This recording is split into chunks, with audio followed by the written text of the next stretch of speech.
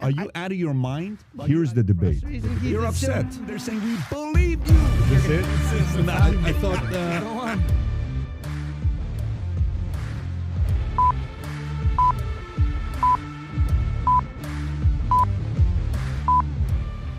And we are live. Okay, fantastic. Folks, we are here, episode number 148. I've been looking forward to podcast for a while.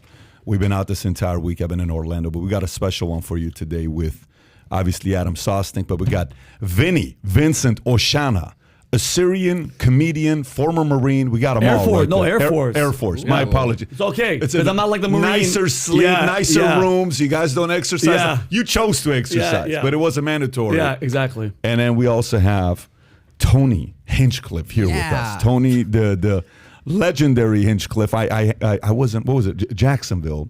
Yeah. And I was up there with yourself, Rogan, Hans. We had a great time, by the way. What a night it was. And I'm listening to you perform. Can I tell him one of your jokes or no? Sure. I'm going to tell him one of your jokes. So he says, you know, the other day I got a friend of mine that called and he was very concerned. He was concerned about his kid. I said, what's going on? He says, I just found out we're having a baby. I said, that's good news. Congratulations to you. He says, yeah, but some bad news because we're having a girl. He says, why are you upset? He says, because I wanted a boy. He says, don't worry. Nowadays, she may change her mind. Exactly. He said, nowadays, you still got a chance. Yeah, like you still got a gender chance. reveals now. I'm shocked people are still having gender reveals. It's like, who are you to say what it is yet? Yeah. Like, how dare you? As the parent, how dare you say that it's a boy or a girl? You have to give it a chance. Well, listen. The cool thing about that joke, by the way, I'll jump in, is that that's a true, like, beat for beat, that was a real thing. We were at dinner, and it just happened just like that. And I go, nowadays, you still got a chance. You have to use it. Yeah. So do you, like, in that shit. moment, say, this is material? Yep. That's actually like my writing process, is I just wait until I say something that makes everybody, like, slam the table at the right time, and then that's it. Well, there was a couple moments because I noticed everybody was dropping jokes during dinner. Yeah. And then Joe is very quick to say, yeah, that's not funny. Right, yeah. That's what we do. The relationship was is great. everyone looking at Joe like, all right, was that good? Was that okay? Like, is Joe the seeking approval, like mentor, big brother at the dinner table? Not to the people that he's friends with, you know, but to people who it's their first time hanging out with him. That's always interesting. Tony, you guys go back 20 years. You guys go back a long time. Yeah, a really long time. We've been doing the road together for over a decade. So, like, that's a lot. Airplane rides and dinners and green rooms and shows. So, who's part of that crew that's been on the road together with you, Rogan? Who else? Well, I mean, Rogan's crew is famously like a bunch of badasses. Like, it's really, really comedians. A lot of the comedians at Joe's level don't take, you know, real hard hitters with them. They're a little bit afraid that they might get buried. You know what I mean? But he famously, I mean, Joey Diaz, Ari Shafir, Duncan Trussell, Bert Kreischer, Tom Segura, all these guys that are now, super top of the food chain, have all been part of that. Is Theo Vaughn part of that crew or no? I think, we're all Comedy Store brothers, but I think he's only open for Rogan a couple times on the road. Yeah. So that's the Rogan crew. Yeah. But to have headliners, bro, like that, hard hitters opening for you says a lot about who you are as a comic. Because like he said, you want funny people, you don't want the show to suck, but to have hitter, because, you know, the show climbs. And if Joe doesn't step up, then it's horrible. So obviously it's right. working. And if it's climbing by the time that it's to me, then, you know, it's on. Yeah. How'd you get into it? How'd you get into comedy? Obviously during dinner I ask you, but for people that don't know, how'd you get into it? I mean, like most kids, I had a perfect regimen of a childhood to set me up for being a comedian. Really dangerous neighborhood, different, diverse neighborhood, very dangerous at the time. Single mom, dad, you know, crazy story with the dad, you know, everything. Just teachers were mean, you know. I was looking for any type of like love or respect from people, and getting laughs from kids in class back then was everything. It brought me like a certain amount of joy, and I would get in trouble, and, you know, they would tell my mom, Tony messed up again. I'd be grounded, and then I would, you know, once I got back, I just couldn't stop. I couldn't stop making people laugh. And the teachers told my mom at a young age, like, he's never going to really fit in with society. Like, he's not going to be able to work a normal job. And it stressed her out. You know, I was her last kid, the fifth kid.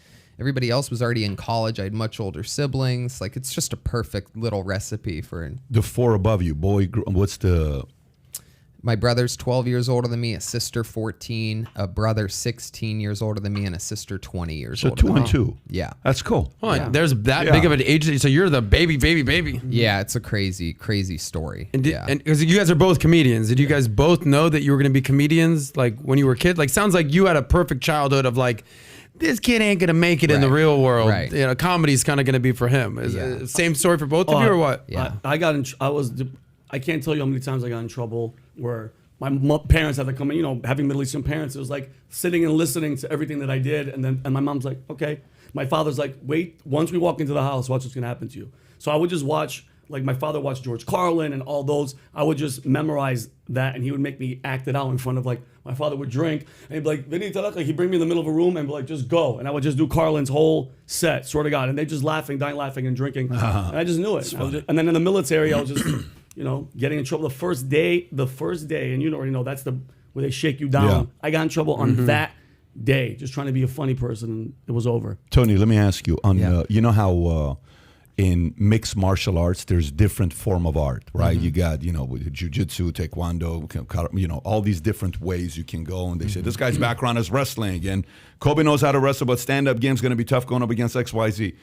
Is there different kind of art in comedy, like insult comedy, this comedy? What different kind of comedy is there? 100%. A lot of, I mean, insult comedy is just one aspect of it, but like what really, I think what it is, if we're using MMA as an analogy, is it's like, you know, some guys can do everything. In some fights, they'll do wrestling and surprise you sort of. And some people, even though it's like, you know, Nate Diaz is like a double black belt, like highest level jiu-jitsu guy. You don't want to be stuck on top of him, right? But meanwhile, you look at him and he's slapping around Conor McGregor, outboxing Conor McGregor, who boxed with Floyd Mayweather. You know what I mean? It's like, anyway, my point is a lot of comedians, I think, stick to an act, like a very set act, and some of them are more loose. Anything can happen. You're making major adjustments to what show is in front of you right then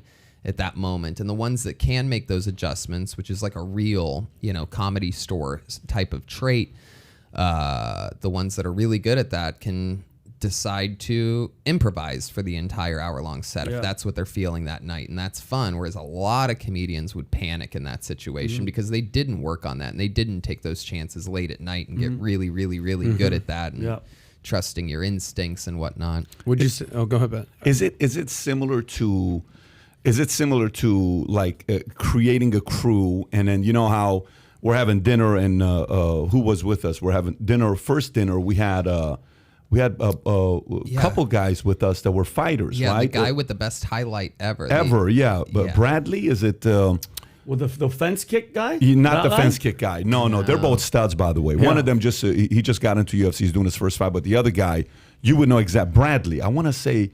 Anyways, he has one kick. Remember the guy that kicks? He holds his leg. Yeah. And then he spins. And he flipped around. Knocks him out. I know. Fantastic guy. Yeah. Anyways, we're having this conversation. And he says, well, his training camp is from Michigan. Yeah. They train in Michigan, right? And then such and such training camp is here. This person's training camp is here. Yeah. Does comedy also have a, you know, crew that goes together and you kind of like one guy's at the front lifting the other 3, 4, 5 up? Is that kind of how it works? Totally. I mean, if it's working perfectly, then it's that on many levels. You know what I mean? Like the guy that you met that weekend, Hans Kim, that was his first ever arena that he's ever done. And he's a regular on my podcast as of only a few months ago, like 6 months ago. He writes and performs a brand new minute every single week, but he kept doing so good and stood out to Joe. And then so Joe let him open a couple shows and he completely destroyed. So Joe had him open more shows. And now all of a sudden he goes from sleeping in his car just a few months ago, even though he's been doing it 8 years, he was that committed that he just bought a van and put a mattress inside and like organized his entire life into this van. And now, I mean, he's, right there. He's at the big dance doing it. And I mean, he killed at that show, which means he's going to be on the next one. And sure enough, he was. Just on Wednesday, we did a show. And we did a show on Tuesday in Austin to prepare for it. And Hans opened that show, but he wasn't even scheduled for Wednesday. and he did so good on Tuesday that it's like, why don't you come join us tomorrow night? And Joe put him on the manifest, made sure his manager got him a hotel, you know what I mean? And so instead of literally the next morning, he's on a jet to do another arena because of how good he does. And that's like the Rogan way, you know what I mean? Is just he keeps people around him that are doing good. You get rewarded for that, not for kissing ass or schmoozing, because as you probably saw, Hans misses his face when he's eating and there's like potatoes everywhere. He's a disaster off stage, but he gets on and that's what he does. Now, Pat, are you asking these questions? Because I don't know if you guys know this. Pat's getting set ready? Pat's thinking about, there's a reason he's kind of bringing more comedians back on. Yeah. He's got some level of interest in this. Pat, do you have a type of comedy that you identify with the most? I don't know. I'm an amateur. I have no idea. But my whole style, the whole valuetainment is teaching through entertaining. That's been the style of. I've noticed that teaching through entertaining works. So meaning you have to entertain, make them laugh, to retain, to get people to pay attention to you, to sell. And in sales, you can just go out there and sell based on hey, here's what I have, here's the structure, or you can sell through winning them over and building rapport. That building rapport and building relationship has an element of comic to it, humor to it. That's why a lot of comedians are either, they do either, storytelling or a lot of comedians have also done sales. They've been in sales, and it's natural. You get me to like you. I'm like, dude, I like this guy. You know what? I'll buy from this guy. So there is an element of selling you're pitching. In comedy. Yeah, you're pitching all the time. Yeah. You're like pitching your jokes. It's like, I'm selling my life, my jokes to you. Laugh. You know what I mean? That's the payment, is you laughing. So let me see this. Guys, can you tell me if if it's working or not? We just had a glitch with, I'm trying to see if you can comment, if you can see us, and it's going good now, message me, because we got Comcast folks here, and I'm getting text messages. That's why I'm looking on my phone. If you can tell me you can steadily hear us now and it's fine, we'll get right into it. Is it much better now with the service? John, Mario, can you guys shoot me a text? People are saying it's better. People are saying it's better? Comments, yeah, they're saying it's better. Okay, fantastic. So let's get right into it. By the way, someone's asking me a question. What is this shirt I'm wearing? The shirt says free will. We have to talk about it because this whole thing got started. We'll get into it maybe later on. We got to talk about Disney. We got stuff to talk about with Netflix. Yep. We got to talk about Twitter. We got stuff that's going on in Florida right now with taxes and Obama, Spotify dropped them. Bloomberg says Obama's left. Did Spotify drop Obama's? Did Obama drop Spotify? Nobody knows. And then there's CNN Plus, which crushed it. They did so well. Their launch is one of the greatest launches of all time. Really? They made so much money that after 2 weeks, they said, this is too much money. Shut it down. Shut it down. I mean, $100 million back in 2 weeks. Seriously. I just subscribed today. Things are tough. Next day. We also got to talk about what's going on. I mean, people are getting beat up. Tyson on airplanes. Tyson. Johnny Depp by Amber Heard. I mean, good for Tyson. I'm assuming everybody here saw Tyson. Oh, yeah. With the video. Did you see the video of the guy recording the guy? Yes, and he's like course. bothering him, and the other guy's laughing, and it's like, bro, there's only so many times you could poke a bear to the bear's gonna be like, all right, I'm gonna beat your ass. Here's when what was your first reaction when you watched it? When he started hitting him, I was just like, I don't know how we got, because Mike has those little angles. He was rocking that dude's face, bro. But what did you think about? Like, what did you think about the guy? Not Tyson. What did you think about the guy trolling him? Like, how did you process him? I didn't get to hear what he was saying. Like, that's everything, right? Do we know what he was saying? What he did? Can you pull up the video? Because I think we can see the video. It's not like it's a... and Tony, he was saying something about... Because the guy recording was like, he's bothering Mike about not that shrooms. Video. There's a better video. There's a video that shows... a side video. About shrooms, you said? Yeah, because the guy's like laughing. He's like, hey, he's bothering Mike Tyson about shrooms, and it's funny, and it's laughing. And then, dude, it took Mike a while, bro. The guy was talking for a minute, and he just couldn't take it. Did you hear what he said, Pat? Yeah, the guy's like he's in Mike because this is not fair to show that video. They're not showing this clown trying to clown Tyson. Of course. Yeah, that's what they're not showing. All they're showing is Tyson beating up the guy. Tyson's in his seat. He's not doing anything. This guy's over him. Is this the one? Yeah, look at this that, one. Make this one bigger. Oh yeah, that's crazy. Yeah, like how much of that shit are you gonna take? Oh yeah. Go back a little bit. Yeah. I watch this. Oh, this is great. Oh yeah, that's exactly as long as you're allowed to do that nowadays. What are you thinking, dude? Look, man, he'll be a rapper with Tyson. How many seconds can you do that to Mike? Mike Tyson trying to give us some shrooms. And then, bro, look, he has his wallet out. He got his money out. Shit crazy as fuck. should have never gave you his money. Peasants. And then all of a sudden, Oh, and then guess what? show the next clip. Yo, how much money is he gonna make Show though? your face. How much money is he gonna make? Turn around. Look at that. Yeah, he got Oh, fucked dude, up. how much money is he gonna make, Pat? And think that's about all that. he does. Man, I don't know Think what about how much money this. I mean, dude, that. I mean, I don't know. That guy, you know, provoked him, the but- thing that stands out to me is him leaning over over Tyson's seat, you know, physically. So He got rocked. I don't think. He got rocked. Yeah, I mean, I think he got what he deserved Yeah, because of good for the infiltration of his physical space. I think people punching each other for saying Right. something's bad, but that guy was physically annoying. Oh, that it makes me happy though. Finally, it's like people are just. But listen, there's a famous quote on internet. Yeah. The quote is, Yes. everybody acts tough Yeah. until somebody punches you in the face. Mike Tyson said it. Exactly. That's Mike's Yeah. quote. Yep. So you know what? I like what Dana White posted. Did you see? That's what Dana White Yeah. posted about it, which is sick. Dana White says this: "Hey idiots, look at this." He says, "Hey dummies, for your future, Yes. future reference." Just move seats. Just move. That's so Yeah. badass. Let me tell you something. I love this. I'll tell you why. Number one, you know who feels bad for this guy? They got beat up?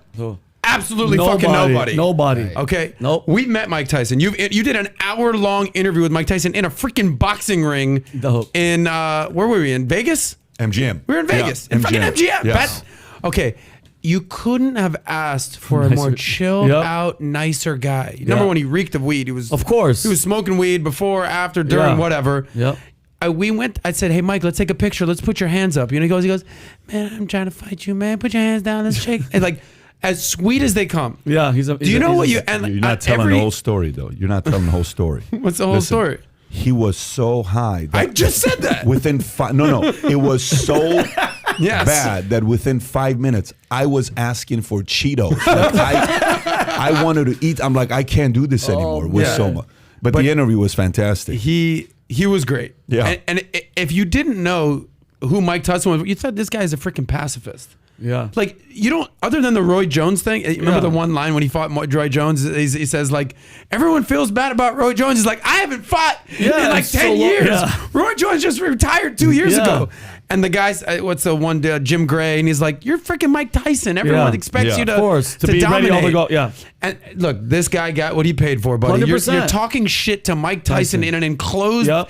capsule in the Confined space. sky. Yeah. Enjoy your ass whooping, But homie. I guarantee you, he's gonna make a lot of money. That guy. I don't think he is. Why, though? Because all right, ready for this? Yeah, I feel you about the space. Just like any man, like no, I would have punched him 100%. I don't give a shit who the person is. But Mike is sitting down. The guy, is talking Yeah. behind him. But Mike got up, turned around, and physically assaulted the guy in the airplane. And I'm with you guys. He's gonna sue and he's gonna make money. I guarantee you. Oh, you mean that way? You mean through a lawsuit? 100% loss. Yeah. Oh yeah, maybe the air. I don't know. I mean, he probably can't sue the airline, but you could talk all the shit that you want. Mike Tyson, who has money, beat the shit out of the guy. Yeah. Trust me, he's gonna get a lawsuit. He's quick. going to use the Billy Madison defense. 100%. That's assault, brother. That's assault. Exactly. Yeah, I mean- exactly. And don't get me wrong. I love.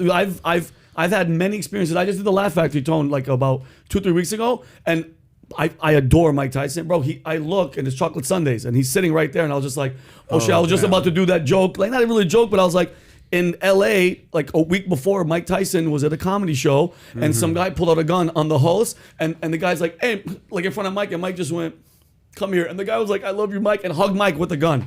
Wow. I don't know if you guys saw that? No, It what was was a that? it was a Pretty show. sick, It pretty was crazy. Mike Tyson is so amazing and so Mike. The guy was like, I just love you, and hugged him. He hugged Mike and then he left with a gun. The thing with Mike Tyson is many athletes, many fighters especially, don't have a second act. No. Right? Like you guys can do comedy until you're freaking Don Rickles, until you're 90 freaking years Yeah. old, you can do comedy. Yeah. Fighters don't really have a second act. Mike Tyson has reinvented himself 100%. as this like lovable, huggable character. Move, actor, everything. Yeah, everything. Yep. I mean, The Hangover's a lot of it. Yeah, big time. Speaking, doing interviews with everything, doing the Yep. hot boxing. What was the thing that you said that he did recently? The hot boxing with Francis Ngannou. We Yeah, talked about Francis that. Ngannou. He's really He's turned into like he went from the baddest motherfucker on the planet to like the most lovable, Chill. nicest guy. And because he's always high. And it, exactly. And we just got to remember. Yeah. You know, He's still a He's beast. a fucking beast. Yep. Oh, this is it.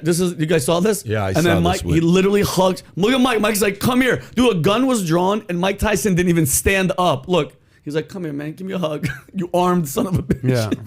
What's crazy That's about gangster. this is the same room that I saw another video God, of a the guy fight. Yeah, Tony, getting attacked. This is not. This is in Hollywood, bro. Next to Roscoe's and Chicken and Waffles. You know what I'm talking about, Tony? My, they need to stop this show immediately. If they don't, this is the second clip out of that venue that I've seen in 3 days. Yeah, 100%. I know what you're talking about too. Oh, Can I ask you, that is crazy. you guys as comedians? I mean, I don't know which way direction we're going here. Is that with Chris Rock getting assaulted on stage by Will Smith? You brought up Will Smith, Free Will. Yeah. As a comedian, is this a concern of yours that someone coming up, and you're an insult comic, fan, like if you look at your Wikipedia, not sure if you've seen it recently, bro, you're known as an insult comic. Yeah, no doubt. Is this something that you are even more concerned about these days? Is what schmucks in the audience just walking up, non-Will Smith style? You know what I'm concerned with is not anything physical. It's the recording of sets, putting things out of context. 100%. That's the new scum of the earth to me. Is people, it's that guy that got punched by Tyson is obviously, now that I didn't even know there was that second angle of him playing to his buddy that's across. He's saying, film me, do this. And this is the weird 100%. world that we live in.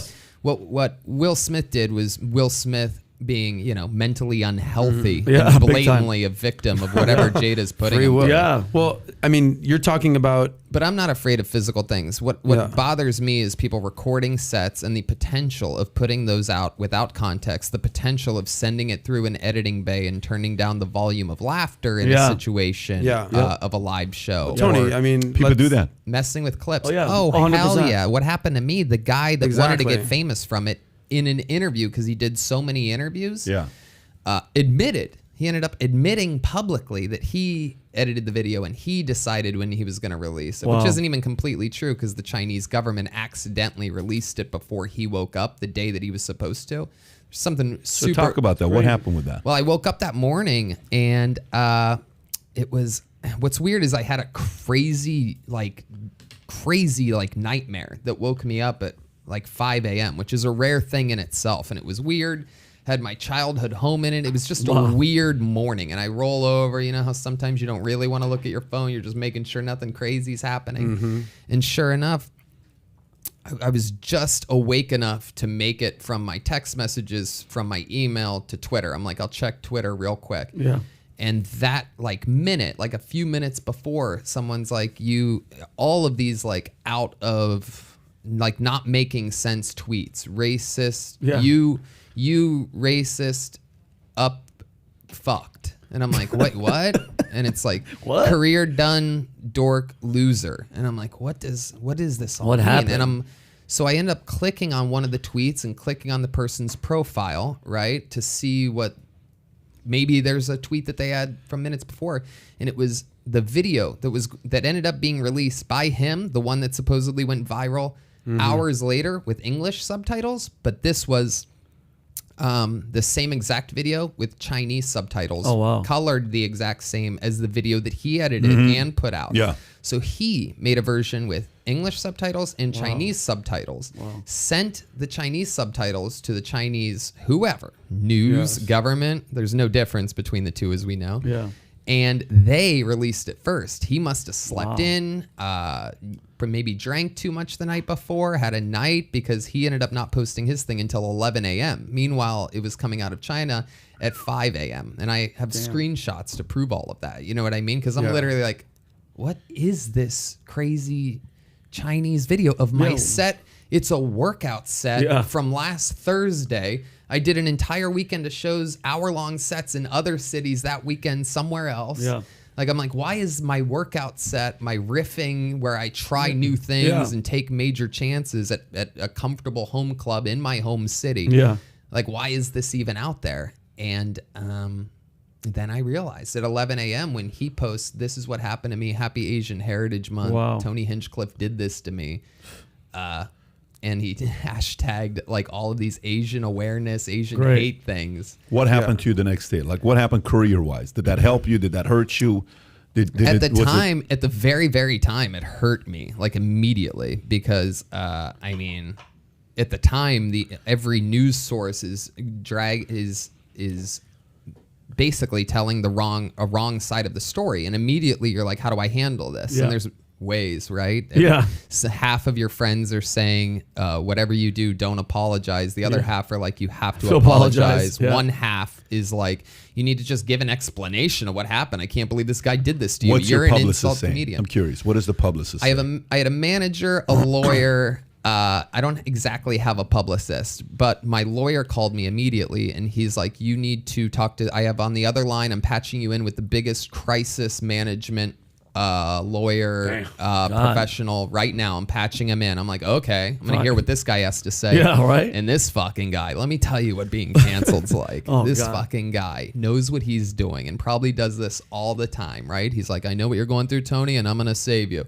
You have to give me 15,000 now, and then you'll give me 15,000 tomorrow when you see results. And then if things are still bad, you'll give me another 15 on the third day. Exactly. I'm like, this what guy, happened to you? this guy's already at 50,000. This Jesus is already Christ. the biggest bill for any employee that I've ever And has he given you had. any advice thus far? Like, Right. what is he saying at this That's point? what's funny is he's got nothing. He's literally, I'm literally like, what can you do? He's like, well, I can get out ahead of this. I can call the news sources and make sure that they don't post. I go, what if the news sources don't even know about this yet? Are you going to inform them that this is a breaking story? Yeah. He had no answer to that. I go, if I ignore this completely, isn't that the way to do it? And he goes, well, it's a major risk. Could be the end. But these guys, they're used to politicians. They're used to actors and actual crimes, mind you. Right. Not a comedian making fun of another comedian at a comedy show where they're warned beforehand. You're going to hear things that are out of order. Recording is not allowed. All of these aspects are in play. So these crisis lawyer crazy people are used to dealing with politicians that actually fucked up. Yeah. Or people that aren't comedians messing up. Yeah. I mean, the craziest part to me, proof that news is at its lowest point ever, is that if you Googled me that day as a journalist reporting on what you're seeing, exactly what you just said a few minutes ago is true, which is my Wikipedia, and I think it's changed since then. I think it now says an American comedian. Yeah, but just scroll down a little bit further. Before that, literally when this happened, it said Tony Hinchcliffe, because I remember it goes, Tony Hinchcliffe is an American insult comedian that blah, blah, blah, blah, blah. Yeah. Right. Yeah, it's changed now. And anybody can you see right there is the an insult line. comedian. Yeah. But dude, But it was originally, here's how crazy this is, because I remember it was originally the first line. Right after birthday, Hinchcliffe is an American insult comedian, because I always thought it was weird. I'm like, American insult comedian, what does this even mean? And did you ever think of yourself as that, or just, I'm a comedian, bro? I'm a comedian, I talk shit. This is what I do. The only people that bring up that I'm an insult comedian are the people that read my Wikipedia before I come in and do a podcast. Well, look, let's address this head on, because I used to do stand-up comedy many years ago. Vinny's a stand-up comedian. Pat is as great a storyteller as it comes. He just hasn't been on stage yet. Yeah. I had heard of your name peripherally. Like I've followed Segura for years, and obviously Rogan, and I've heard of your name. I've made obscure stuff, but I wasn't like, all right, what does Tony stand for? What do you talk about? Right. And then boom, this thing hit the That's atmosphere. what I stand for. Is exactly. Is And that then type if of you insanity to where either you're loving it or you're pissed off because you don't know that I'm doing what I strategically do. Like, that is my art form, is crazy ass shit, like to the brim. Like, not every comedian. What's crazy is that if it had been a clean to an extreme, we could say Brian Regan or Jim Gaffigan. If he did that, that's crazy. Well, let me ask you this. So what is today in comedy, what can't you touch? Because like when I was watching Hans do what he was doing, all he did is make fun of Asians. But he can get away with it because obviously he's, and the jokes he'd said, by the way, how many of them were like crossing the line to the average person? Every one of them, right? Do it. But he can do it. So because he's Asian? Yeah. No, because here's why. Hold on, And what? So, I'm gonna get, but let me ask the question, and then you run it. I want to hear from you because you're so. What can't I touch? What can you touch? What's gray area? What's super risky? And who today can touch anything and no one can say shit about it? Right. So the interesting thing, and I'm immediately going back because this is the answer. The reason why Hans can do that isn't because he's Asian. What's interesting about what he's doing is it's the fact that he's smiling big the entire time. He's likable. He's putting the jokes on himself. oftentimes in a Deprecation. sneaky way, he makes it about himself. Even though maybe he's not a liberal, I'm not speaking for him, but he'll say, I'm a liberal. So I'm not going to do his jokes, but he puts it on him. Instead of making fun of women, he'll go, I'm like a woman. I'm as insecure. You know what I mean? Whatever. He's making fun of everything at once with a smile. The art form is getting it across and making it work. That's why. Another interesting thing that happened, with my... This is him? Yep. He is Asian. Almost every picture, though. Look at him. What do you notice?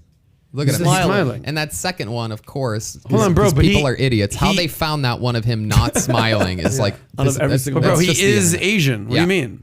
Yeah. Okay, so yeah. Well, I mean, that's what I'm saying is that that's what I do too. Is it's about getting the things across. It's about making it work. If you're up there and you're literally, and that is to my own judgment here. Like I'm sort of burying myself because one thing that I didn't do in the video that got me in trouble was smile a lot, but it's because the reason why I did what happened there was because his whole thing before the 5 minutes of his set before I went up was white people are so mean.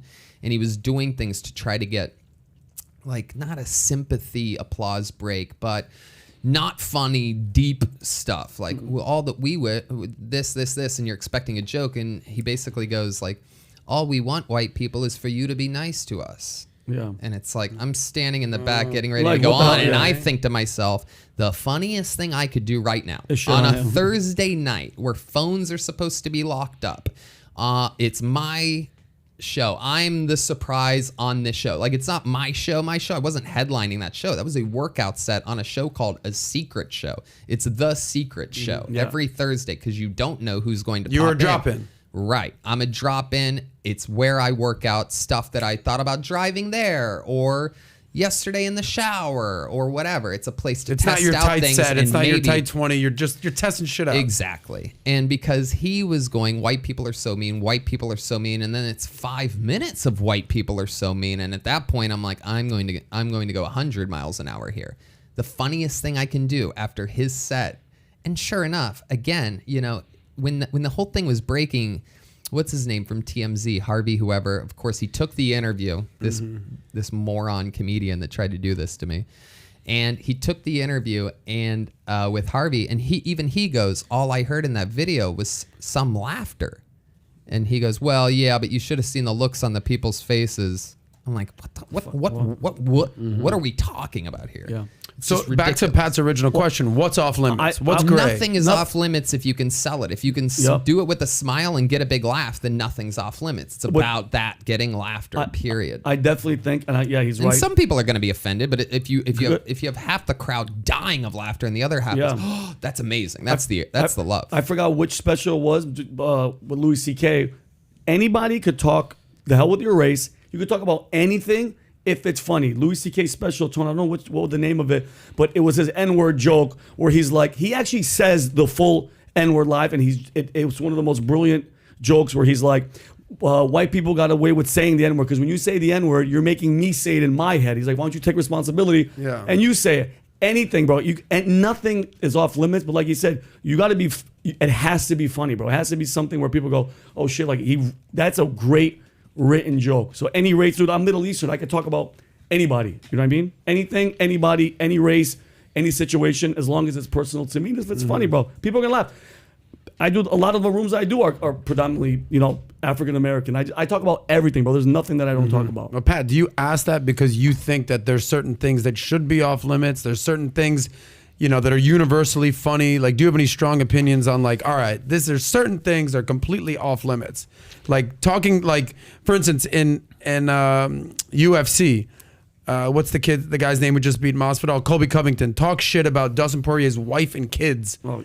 Like, to me, that is, I guess that's not off limits, but that is fucking disgusting. Right. Yeah, but, free speech, do what you want. Yeah, but that's different. What that does is, if anybody laughs at that, you're like that. Yeah. I don't know if that makes sense or not. Like, if you think that's funny when Kobe says what he says about Dustin, or he says that about Jorge, and he says that about all this stuff, it's just a matter of time until somebody look, Masvidal found him in a restaurant and he comes out and he gets into a fight. You can't say stuff. You know, I'm telling you, if he says that to the wrong UFC Armenian fighter, I'm telling you, it's over for that guy. You can't talk like that to people. You just cannot. So set that aside. That to me is in a different category of disrespect. Yeah, I don't know where you want to put that. And it's the person that's doing it, right? A fighter is one thing. A politician saying something is another thing. Like, but a comedian, we're supposed to be the ones that are sort of a little bit responsible for pushing the limit strategically. There is an art. Yeah, but I to think you need to be free though. That's my concern. I think you need to be free. I think I'm concerned if you're not free. I run an insurance company. Okay, so we just had a convention. We had a few thousand people. I've been in Orlando the last few days, and we had a great time. We made the announcement on speakers, by the way. So we have Penn and Teller's performing. We're shutting down MGM Grand for a week. In August, 15,000 people will have at this event. I'll have Penn and Teller open up.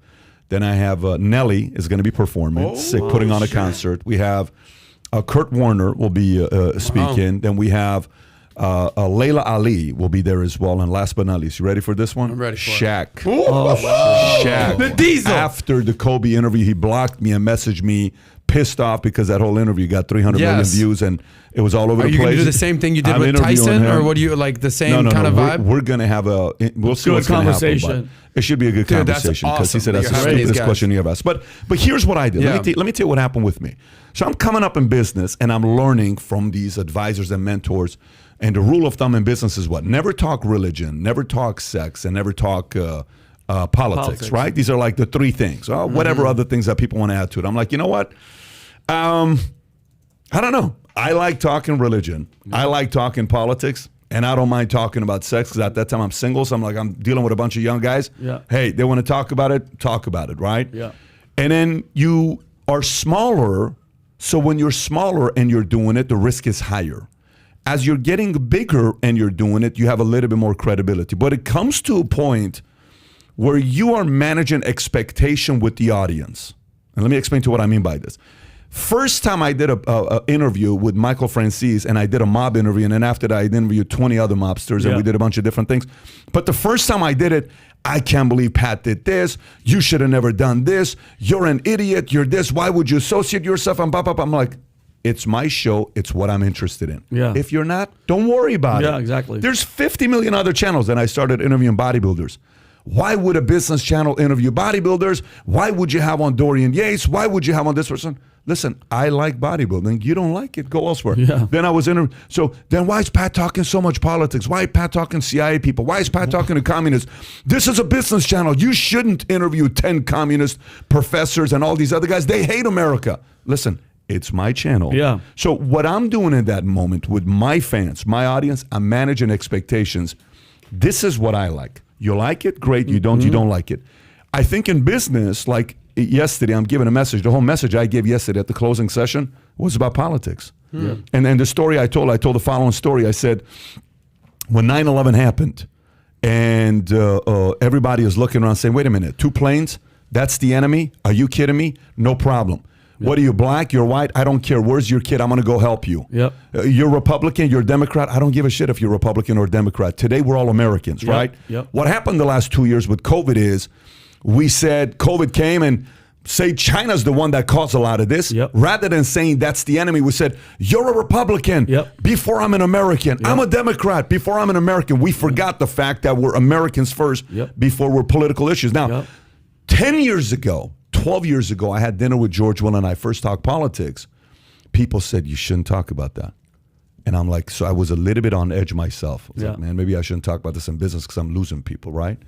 And then eventually I said, 5 years, I'm asking myself, I can't stop talking about this stuff. This is all I think about. So my managing of expectation with the audience was, this is what I talk about. If you're uncomfortable, you can go to another company. Of course. But this is my comfort zone. So I think as a comedian, you are essentially, because you can get lost in seeing one guy goes viral as a comedian. Like, maybe I should try that guy's style. And one guy's on, maybe I should. And you're like, dude, that's just not my style.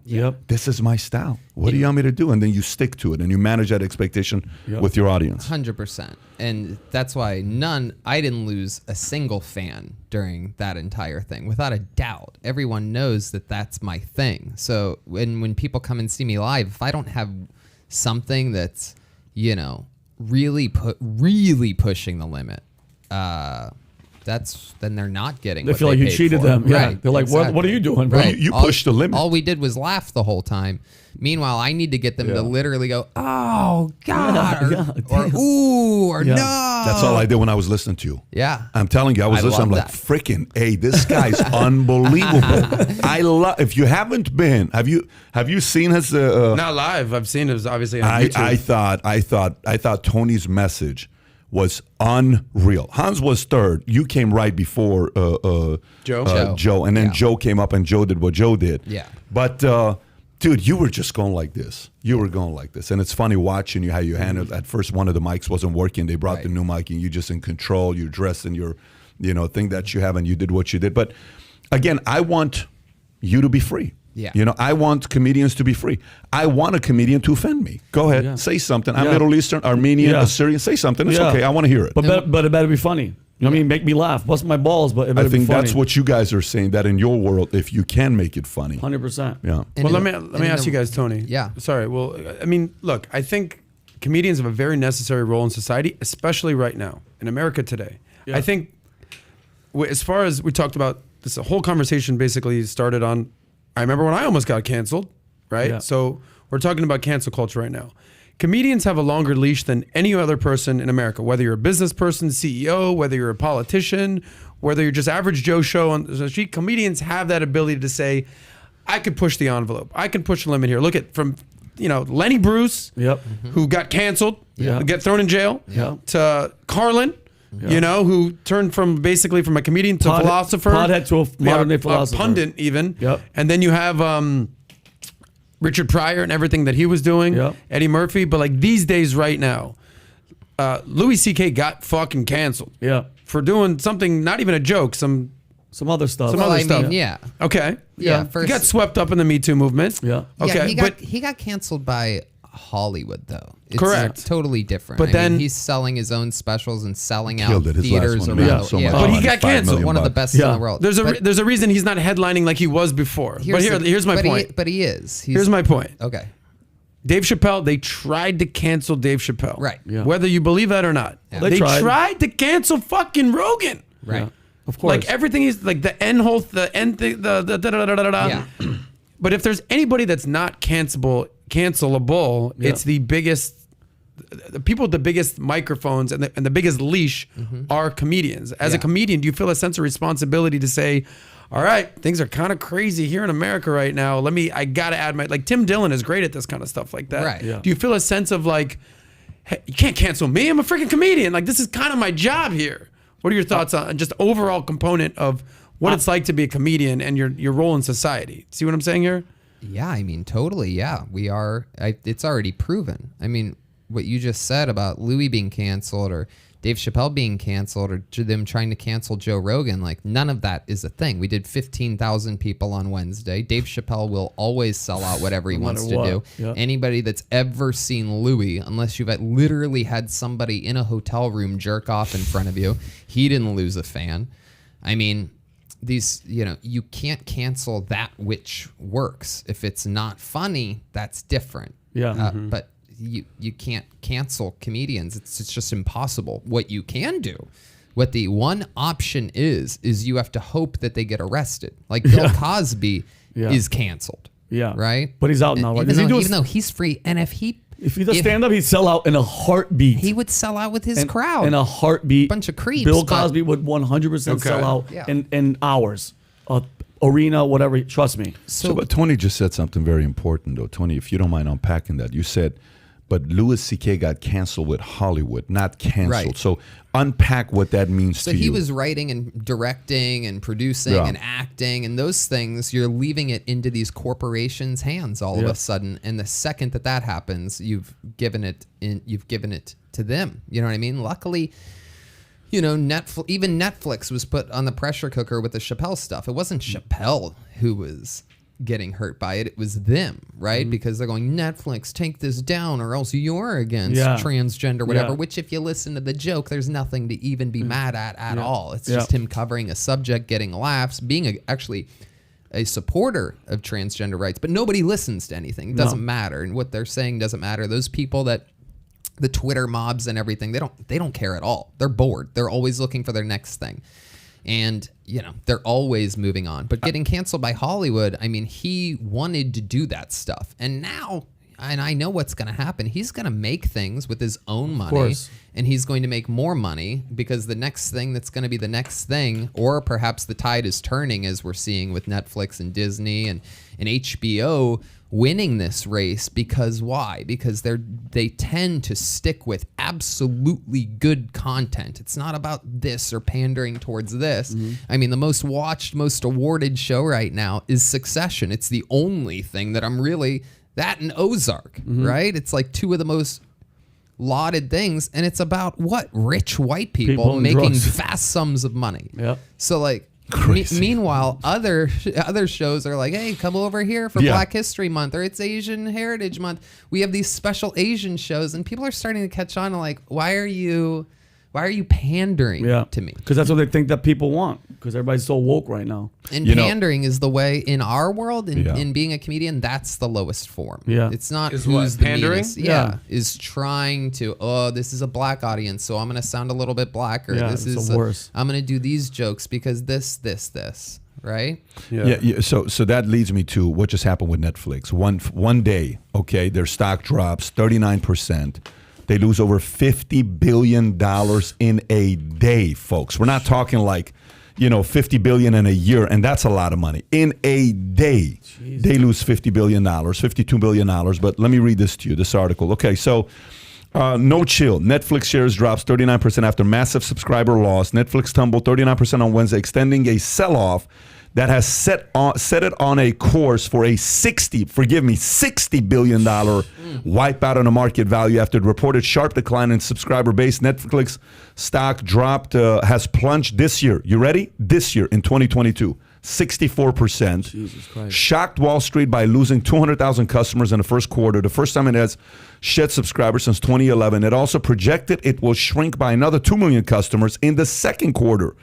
So let me get this straight. So they lost 200,000, and they're saying they're going to lose 2 million more thou in the second quarter. The drop in the customers has led Netflix to break some of its long-standing rules. It will introduce a cheaper advertising-supported options for subscribers in the next couple of years, and will start cracking down on people sharing passwords even before. By the way, can you go to Twitter and show what I just tweeted about Netflix a couple of days ago? Go to my Twitter account if you can. And go lower, go lower, go lower. Check this out. You're about to be shell-shocked. Keep going lower. Keep going lower. I love the short lower, hair, right Patrick. there, right there. Make that bigger. Check this out. Love this is Twitter. This is Netflix tweeting this out. Wow. March 10, 2017. Love is sharing your password. And now you're saying they're going to crack it down. I think these guys completely forgot what the hell happened with Blockbuster. Yep. How the hell did you make your money? Yep. How did you make your money? Blockbuster had these late fees. I'd go return a movie, and I love Blockbuster. I was every Friday, Saturday, Blockbuster, I love right? it. And you'd go there, and next thing you know, boom, you got 7 late fees, $29, $29, all this other stuff. And the next thing you know, hey guys, we're gonna have some more late fees. Yep. Then they're wondering why they're losing $60 billion. And on top of that, the shows they're coming up with lately, right? You got one show here which shows what? Is this the show of It's called He's Expecting. He's Expecting. Oh, It came out today, I do believe, right? Today or yesterday. This really came out they're today? fucking sharing passwords, not because this dude is because pregnant. you're But wait a minute, Because Hulu has did Black this really History come out? Month. No, Yeah. I'm curious. It came out today? Yeah, today or yesterday. You know what this means? If this came out today or yesterday, millions of people just said, we don't want to watch this kind of show. 100%. 100%. So then the question becomes the following. I'm going to use the example of a comedian. You go up on stage, you tell a joke, okay? This is how honest capitalism is and how honest comedy is, okay? You go up on stage and you tell a joke, all right? And how quickly, if you're testing a new joke, how quickly are you going to know in an audience of 100 people your joke sucks? How quickly? 10 seconds. Yeah, You'll immediately. know. Immediately, yeah? Okay. Yeah. How quickly will you know that new joke is freaking awesome? Immediately. Okay, so now let me ask you this. What if there's 100 people in there and you tell a joke and one person laughs? Are you going to tell that joke? Depends on how they're laughing. They're laughing hard. But here's the point. The point is Netflix is telling the joke just to entertain that one person. What the hell is the matter with you? Years ago, I was giving a sales presentation, and I was 25 years old. And it was one of the most awkward moments of me giving a sales presentation. So I come in because I watched the guy do that Morgan. I said, I'm going to speak like this guy. So I go in, I said, listen, I want to say something to you guys. You know, we're doing a meeting. This is a very important meeting that we're having here. People flew out to be here. And we have to finish in an hour. But I want everybody to stick around. I don't want anybody to get up and distract anybody else. If you are pregnant and you need to do that, no problem, totally understand, but nobody else. So I go on my message. 30 minutes into it, one lady gets up. And she's going to the restroom. And I said, it's okay, she can get up because she had a little. Oh, God. I said, it's totally fine. She's pregnant. She's walking. She says, I'm not pregnant. Oh, my God. Guys. Let me tell you, it was the most uncomfortable. I'm like, so now try to do this. Here's the part. How do you come back from that with the other 99 people in the room? Right there, I'm saying, this has got to be the dumbest thing you've said from stage. 27. I wanted to finish that meeting as quickly as possible. Netflix had a moment like that, and they didn't pay attention to the screw 100%. Up, and they didn't make the adjustment. I don't understand what the hell they're going through. And Pat, is that so? It's not obviously it's not the password thing. Do they realize that it is what's happening? That's not how they because I mean the go woke and go broke. I'm seeing it so much, and it's like you see the writing on the wall. What is going on? Like what you're not seeing the writing on the wall. You ever when you have a breakup with a girl, okay, or a guy, and everybody comes, like just a friend who comes to you and says, hey, I just went through a breakup. What's the first thing your friend's going to tell you? Don't worry about it. There's more fish in the sea. And no. Your friend's going to say, she sucks anyway, bro. She's a whore. Exactly. Dude, you know what I found out about her? Here's what I found out about her. You know what? We all hooked up with her. We all banged her. You're like, what? What the fuck are you going to tell me? And then you're kind of like, yeah, no, that's really why this relationship didn't work out, right? Now flip it. Flip it and say, how many times do your friends come up to you and say, so why do you think it didn't work out? I screwed up. It was me. It was me. It's not really. You think Netflix is going to say it was me? My bad. Netflix is going to say it's the girlfriend's fault. There's one person as a business owner you never blame, and it's who? Yourself. No. There's one person you never blame. The customer? The customer. Yeah, you're right. What are you doing blaming? It's because they're sharing passwords. You forgot 5 years ago you told them love is sharing passwords. Right. They're losing their identity. So, but full transparency, do you guys all have Netflix? I actually canceled it like years can I be ago. honest? Are you being sarcastic or serious? No, I canceled it a few years ago. I'm sharing my sister Veronique's. I'm sharing. She gave me because I was paying it for myself, and I was like, no. She's like, just get on mine. I think there's 4 of us on my. So you guys are sharing passwords. Sharing passwords. 100%. Just so you know, there's going to be cops outside. They already know. Yeah. The way their Netflix is coming right after there. you. I see the cops. Tyler, you got Netflix or no? Yeah, it's a shared password. Yeah, of course. Are you being serious or are you being sarcastic? Swear to God. Okay, yeah. Well, I pay for it, but Why would you pay for Netflix nowadays? You know so many people just share a fucking password. I pay for it, but I'm bad with money. I don't pay attention to any of these things, and I get them. And this is what's really happening is their content sucks right now. They have nothing new out. Everything. There's nothing. You're always one project away from having so many subscribers. I mean, House of Cards was unbelievable. That's what started it, right? People are like, you have to watch the show. Kevin Spacey's killing it. You can't blink. It's unbelievable, and that's what happens.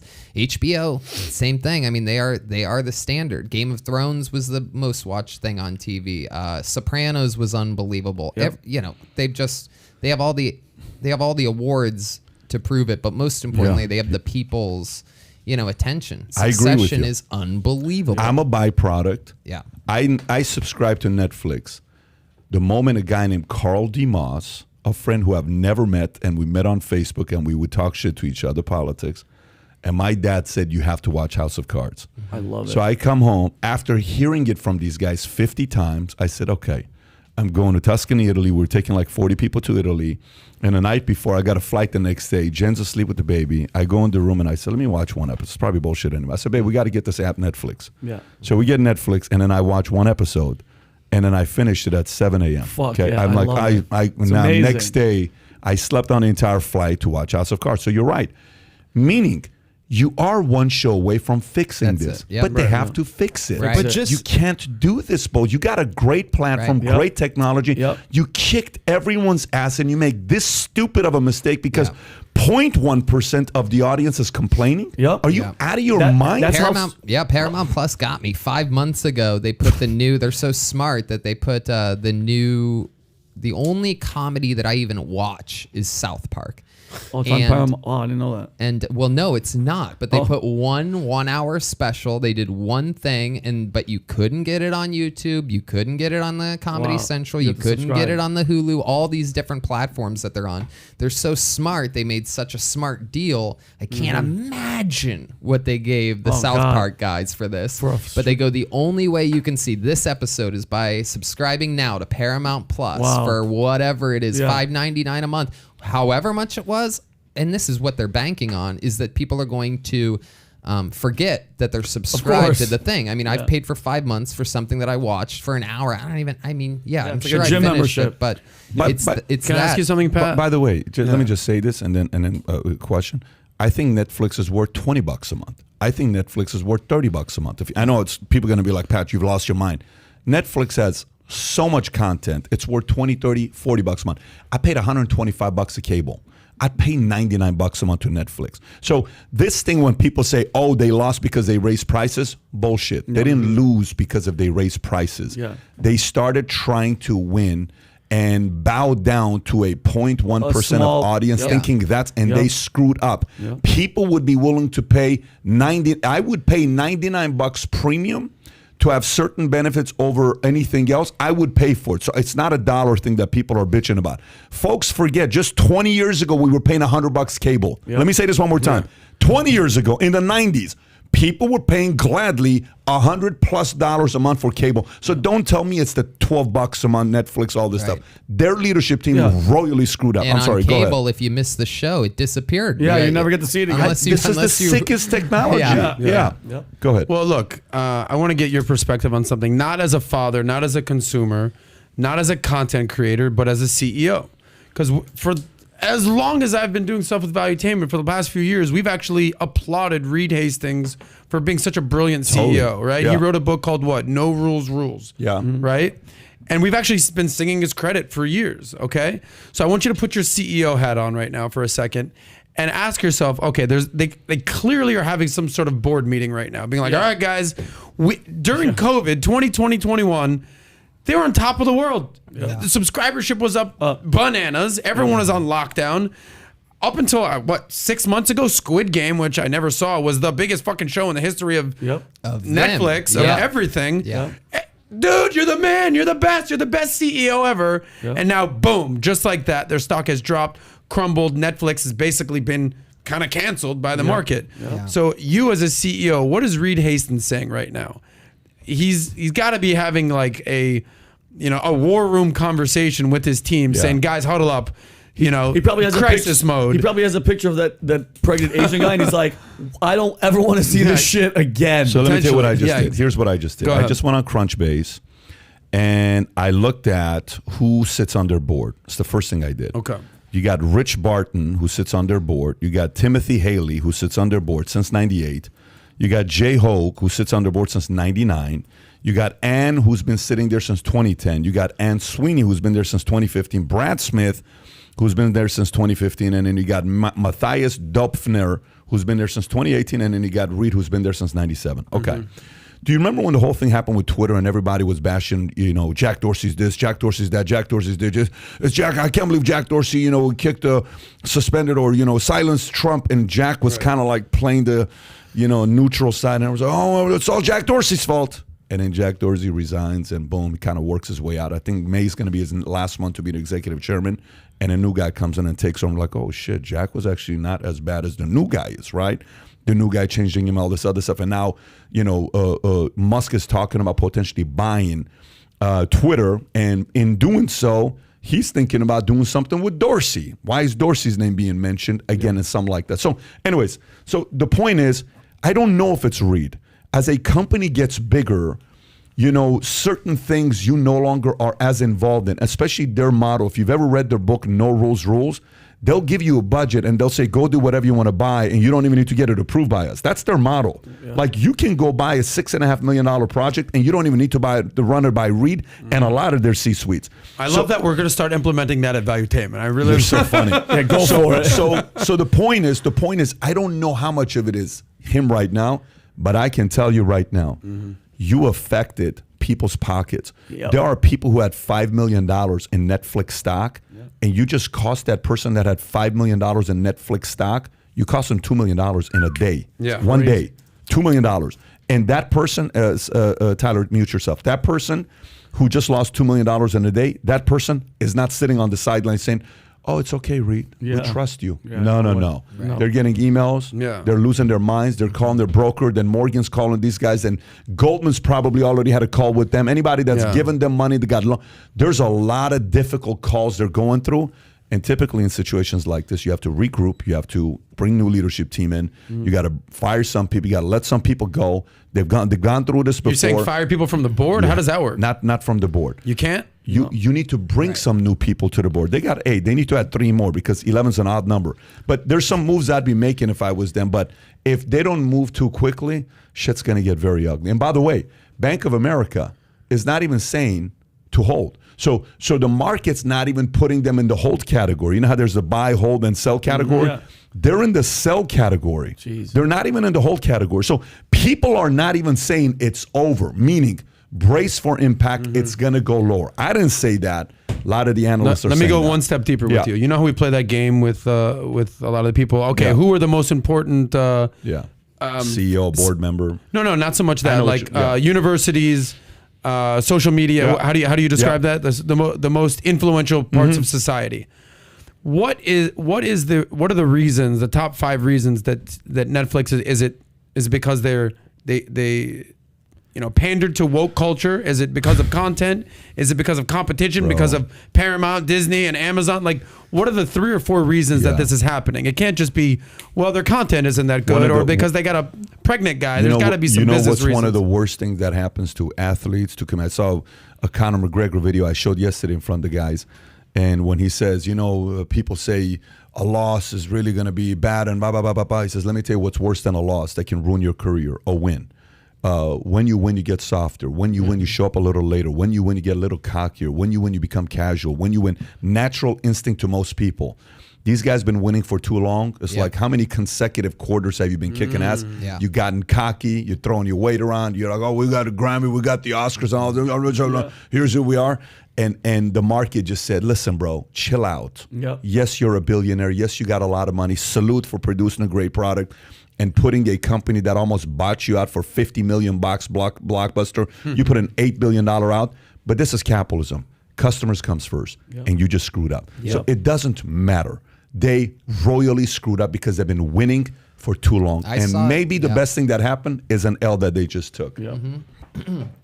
I saw it with Comedy Central at they're still a channel technically, but they're not famous for their content, their original content now. I don't know anything that's on their network that isn't a rebought. Like, they're just running Office reruns now, but it wasn't that way.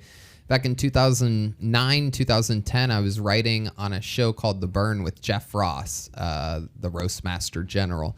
And I remember sitting at the table for one of our first important meetings that we had to clean up the writer's room for. There were some Comedy Central execs coming in, like whoop-de-whoop.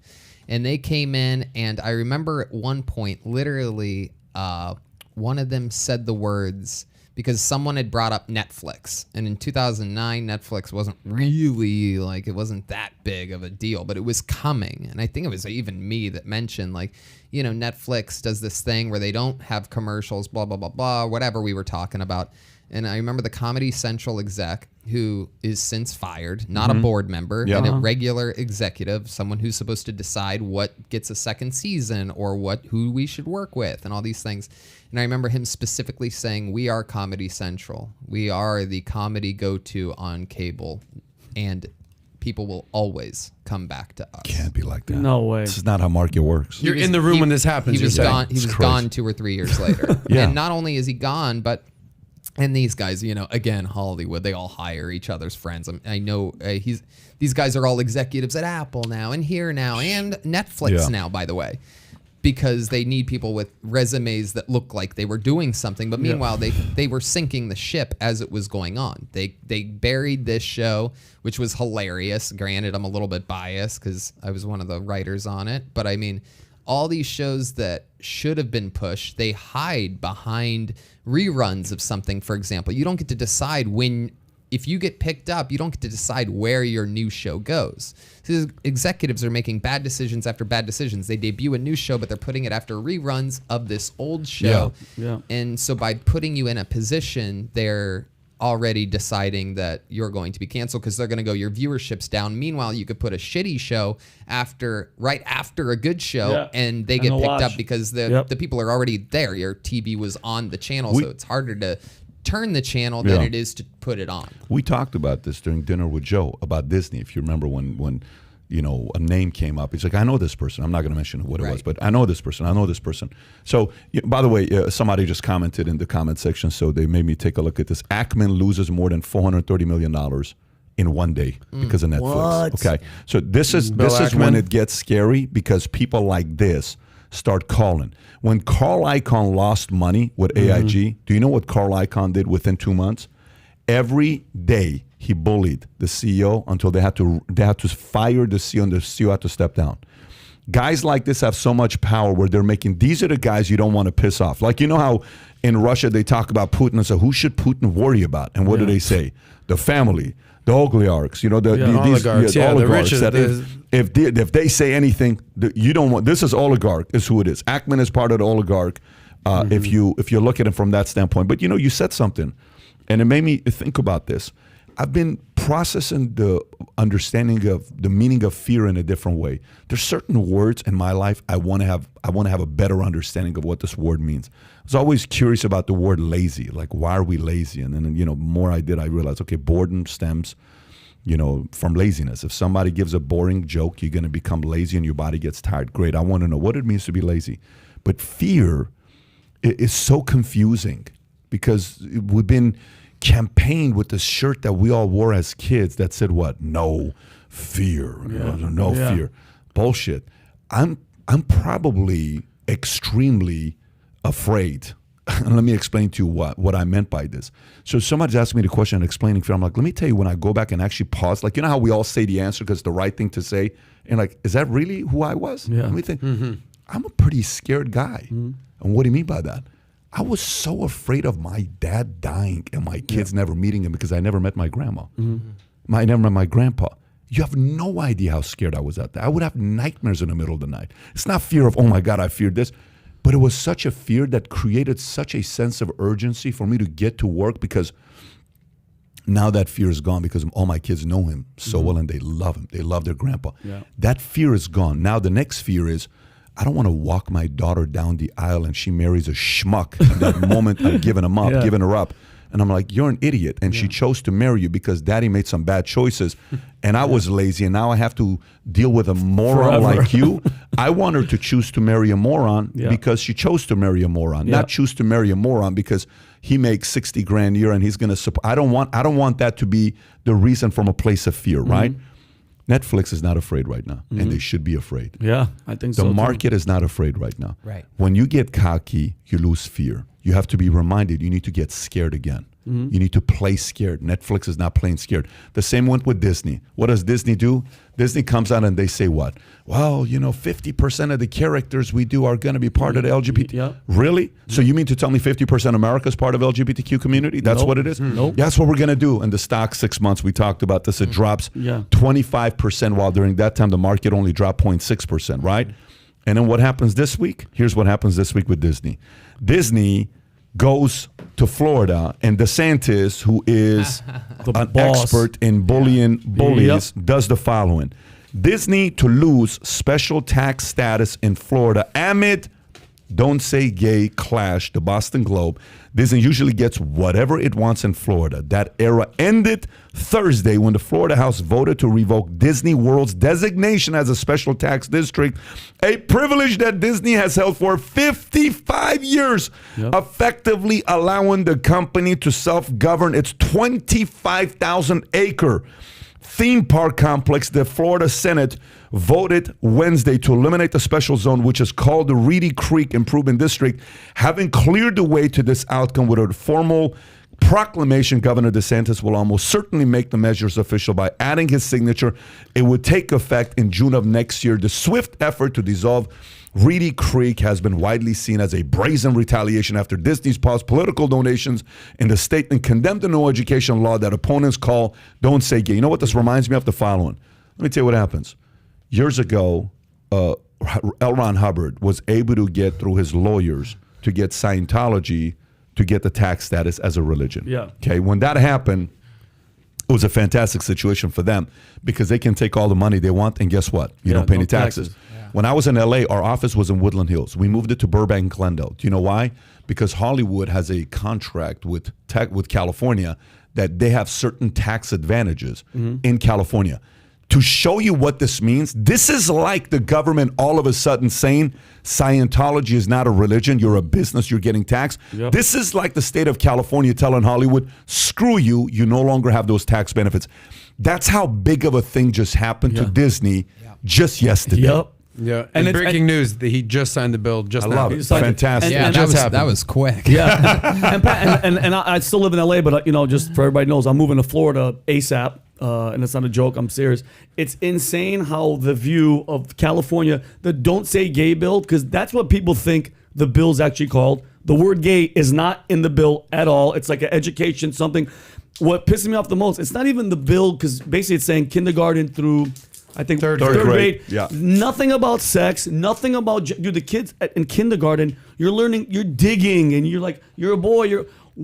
That doesn't bother me. You know what pissed me off the most are the teachers that were going online and recording, going, "What the? We want to teach that." Like teachers that were furious because now they can't teach sex and stuff to kindergarten kids. Like the anger of pathetic. Leave us alone. We still want to do this, and it's just it's like you sound disgusting. Like, do you understand what you're sounding like? But the point is the following. Here's the point. You have no idea how excited I am right now. I love it. Let me tell you why I'm so excited right now. I said this to Jose. Jose Gaetan and I were exchanging texts. Yesterday this has been a special last 4 days. I am so excited because in life, here's how this works. You go to a bar, you get into a fight. Say you're a tough guy and you push your weight around, you beat one guy up. No, you beat another guy up. You beat another guy up. So after a month or 2 months or 3 months, you beat everybody up. And you're the tough guy at that bar. There's one guy that's sitting in the corner quietly. Yeah. He ain't saying shit. And then one day, you pick on him. It's over. And you pick on that guy, and then you realize you're officially not the toughest guy in the bar. You're going to get your ass handed to you. He's going to publicly embarrass you. I was in the Army, and in our boot camp, we were all fighting. Okay, and it was a circle, and that's how we'd get rid of our testosterone. We're fighting. So I'm fighting, and I have no clue how to fight. I've never done I've never done MMA, nothing. You're I'm not a taekwondo, nothing. Just zero. Fighting. I'm just, so my nose has been broken one too many times, right? Both. So I'm fighting. I'm like, so I feel so good. I'm like, look, let me tell you who I am. So the reputation I got, right? A guy shows up in the circle. There's 200 guys that are wanting to fight, and one by one, guy shows up. He's 5'6", 5'7", maybe 130 pounds. He says, "Do you mind?" I said, "What do you mean?" He said, I'd love to fight you." Oh, great. I said, "I don't want to hurt you." Yeah, of course. So, and this is before UFC, so you didn't know who knew how to fight back then. Nowadays, you don't want to fight because anybody knows how to fight now. Yeah, for sure. If they say, "Do you mind?" You should. Do you mind? Oh, God. So I'm like, that's the scariest shit I've ever ever heard. What do you say in front of 200 people? Please tell me this isn't Felix. But you got Felix can't fight anybody. Felix just talks shit, man. We had to fight for Felix. Love that guy. This guy comes and he says, "Can I fight you?" We fight. Let me tell you. Took him 6 seconds. What ethnicity was he? No, he was a black guy, 18-year-old black kid like me, and he was from Florida or Ohio. Yeah. And I say, in all of a sudden, bam! I'm on the floor. I'm like, dude, Jesus what Christ. So what does it matter with you? He says, I'm the Florida State champion in high school. I said, why don't you tell me something like that? Come on. He says, well, I thought it would have ruined the surprise. So I said, listen, man, it's great. We became good friends. What can I get you? So the point is the following. In life, you're eventually going to realize who's out there. Yep. Today, the market is starting to tell you, stop bullying us. Yep. People are waking up. Yep. Elon Musk is fed up and he's done with these bullies, and now he's bullying bullies. Good. Guys like Rogan are bullying bullies. Guys like Bill Maher are sick of it. Think about Bill Maher is sick. Who's Bill Maher? Are you kidding? I sent something to Jon Stewart 2 days ago because his show, did you guys hear about Jon Stewart's show? Yeah, he's pull up what I said to Jon Stewart on Twitter. Jon Stewart's show comes out and he tanked. They only have 40,000 listeners. He's like, we're racist. And he sends a tweet. He sent right there, read his tweet. He says, holy shit, just think how bad. Actually, click on his tweet and then go back because you have to see what he's tweeting. Holy shit, just think how bad it'll get in season 2. And they upped our episode order, WTF, right? And he gets 40,000 viewers. And then here's what I said, John, you're one of the best to ever do it, if not the GOAT. However, here's some feedback if you're open to it. Carry on if you're not. I feel you have a unique voice. I feel the market is filled with those on the left and the right who are 100% loyal to their party and not America. Click on it so I can read the rest of it. Yeah, click on that and go below it. I said, I feel 20% of the market who is in the middle is sick of it. The 40% on the left or the right who doesn't think the other side gets anything right. We both know that's not true and semi-arrogant to believe that. Take a comedian, entertainer like yourself, Russell Brand, Joe Rogan, Bill Maher, Dave Chappelle, and a few others who use comedy to take shots at people on both sides of the aisle. What gets annoying is when you only pick on one side and play politics. Loyal to the people whose birthday parties and functions you attend. I believe you have an opportunity to help unite America. Bill Maher has gained new audience because he's calling out his own side. You hesitate to do that for some reason. It could be fear or comfort zone or something else, not sure. You were the GOAT of the original political satire interviews.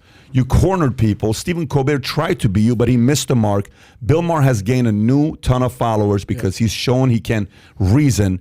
He can call out BS. So much as you may not like this message, but maybe taking a bit of responsibility and owning up to it could change the game. Not selling out, stay core to your values and principles, but strengthen them by seeing flaws in them. They may not be 100% right. Again, carry on if this was a waste of your time to read. That was perfect. There you go. There you go. I see some of these guys and I say, dude, maybe you're wrong. Yeah. And guys like him only have 40,000 listeners. Yeah. How the hell do you realize Rogan has, if we do the math, 40,000 times 10 is 400,000, times 100 is 4 million. Rogan has 300 times more listeners than Jon Stewart. Yep. Yep. Not 3 times, folks. No. 300 times more than Jon Stewart.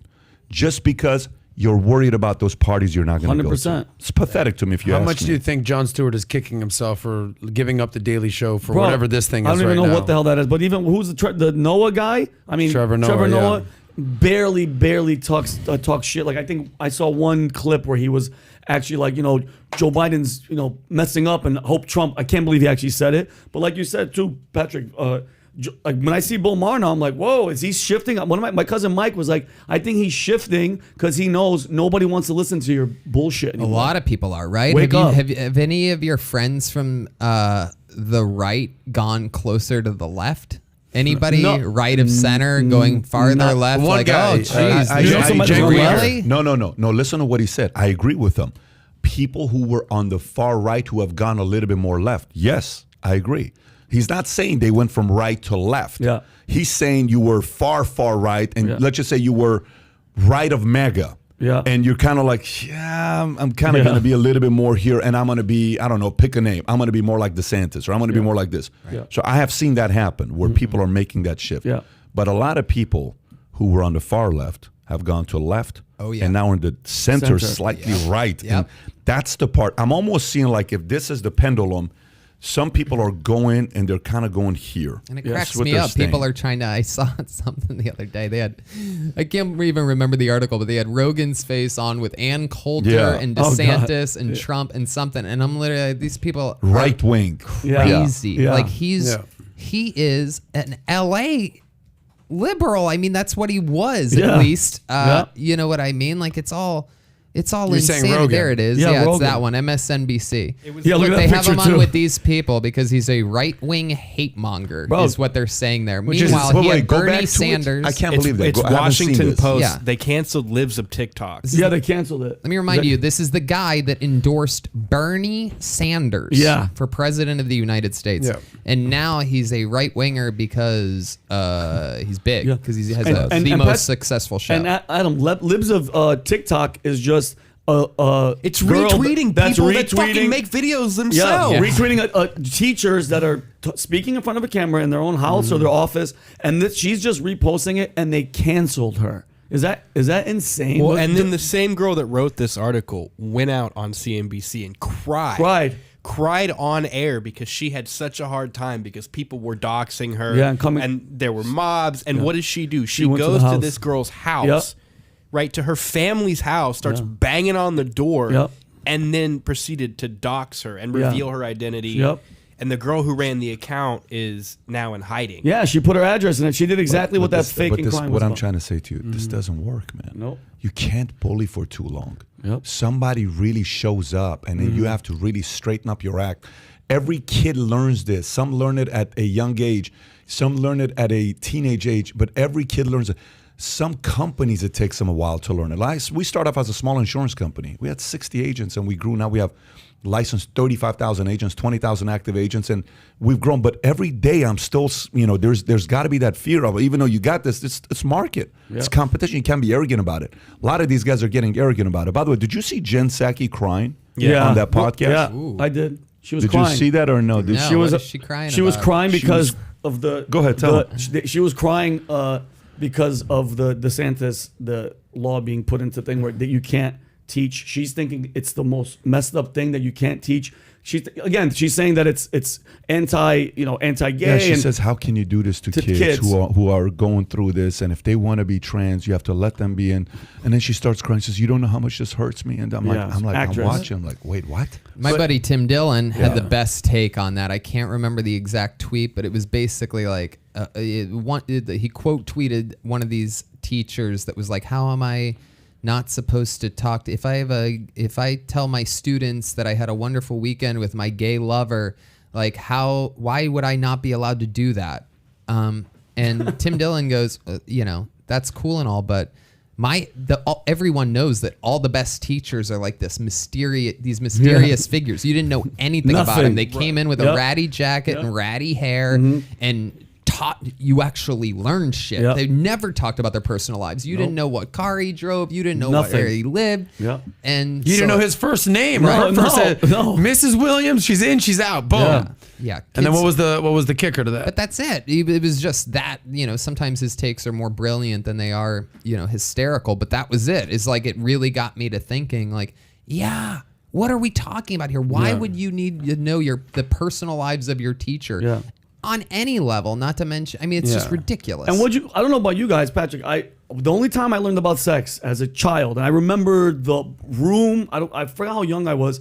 It was just a slideshow, quick of the male body parts, the female body parts. It was awkward. Everybody was kind of giggling.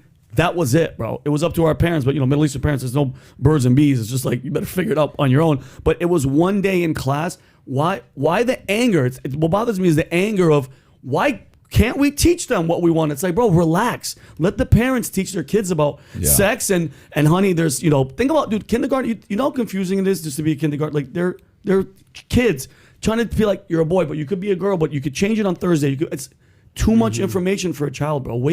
Wait down the road. They're gonna trust me. They're gonna see it if they're watching Netflix. I'm expecting they're gonna see it when they get older. You know what I mean? Yeah, the kids used to figure it out on their own. When you saw the picture of the male genitalia, either you felt something in your belly or you didn't. Or when you saw the female genitalia, you're like, ooh, something about that I like. Or you didn't. Yeah, like there was they weren't like, here's what to do with this. Yeah, exactly. Okay, let me. And you could get rid of yours. I'm going to throw you guys a completely different angle here. I actually really enjoy that these people are trying to force these beliefs down people's throats, because what's happening right now, I'm not saying whether you're on the left or on the right, is that at the end of the day, common sense is prevailing. Of course. And at the end of the day, people are like, I don't know about this, bro. Like, I don't. Why is it like I don't care what side you're on. Anytime you just like What's going like on? that look, whatever that look, Yeah. I just like, what, that thing? It's not adding up. It's not making sense. Yeah.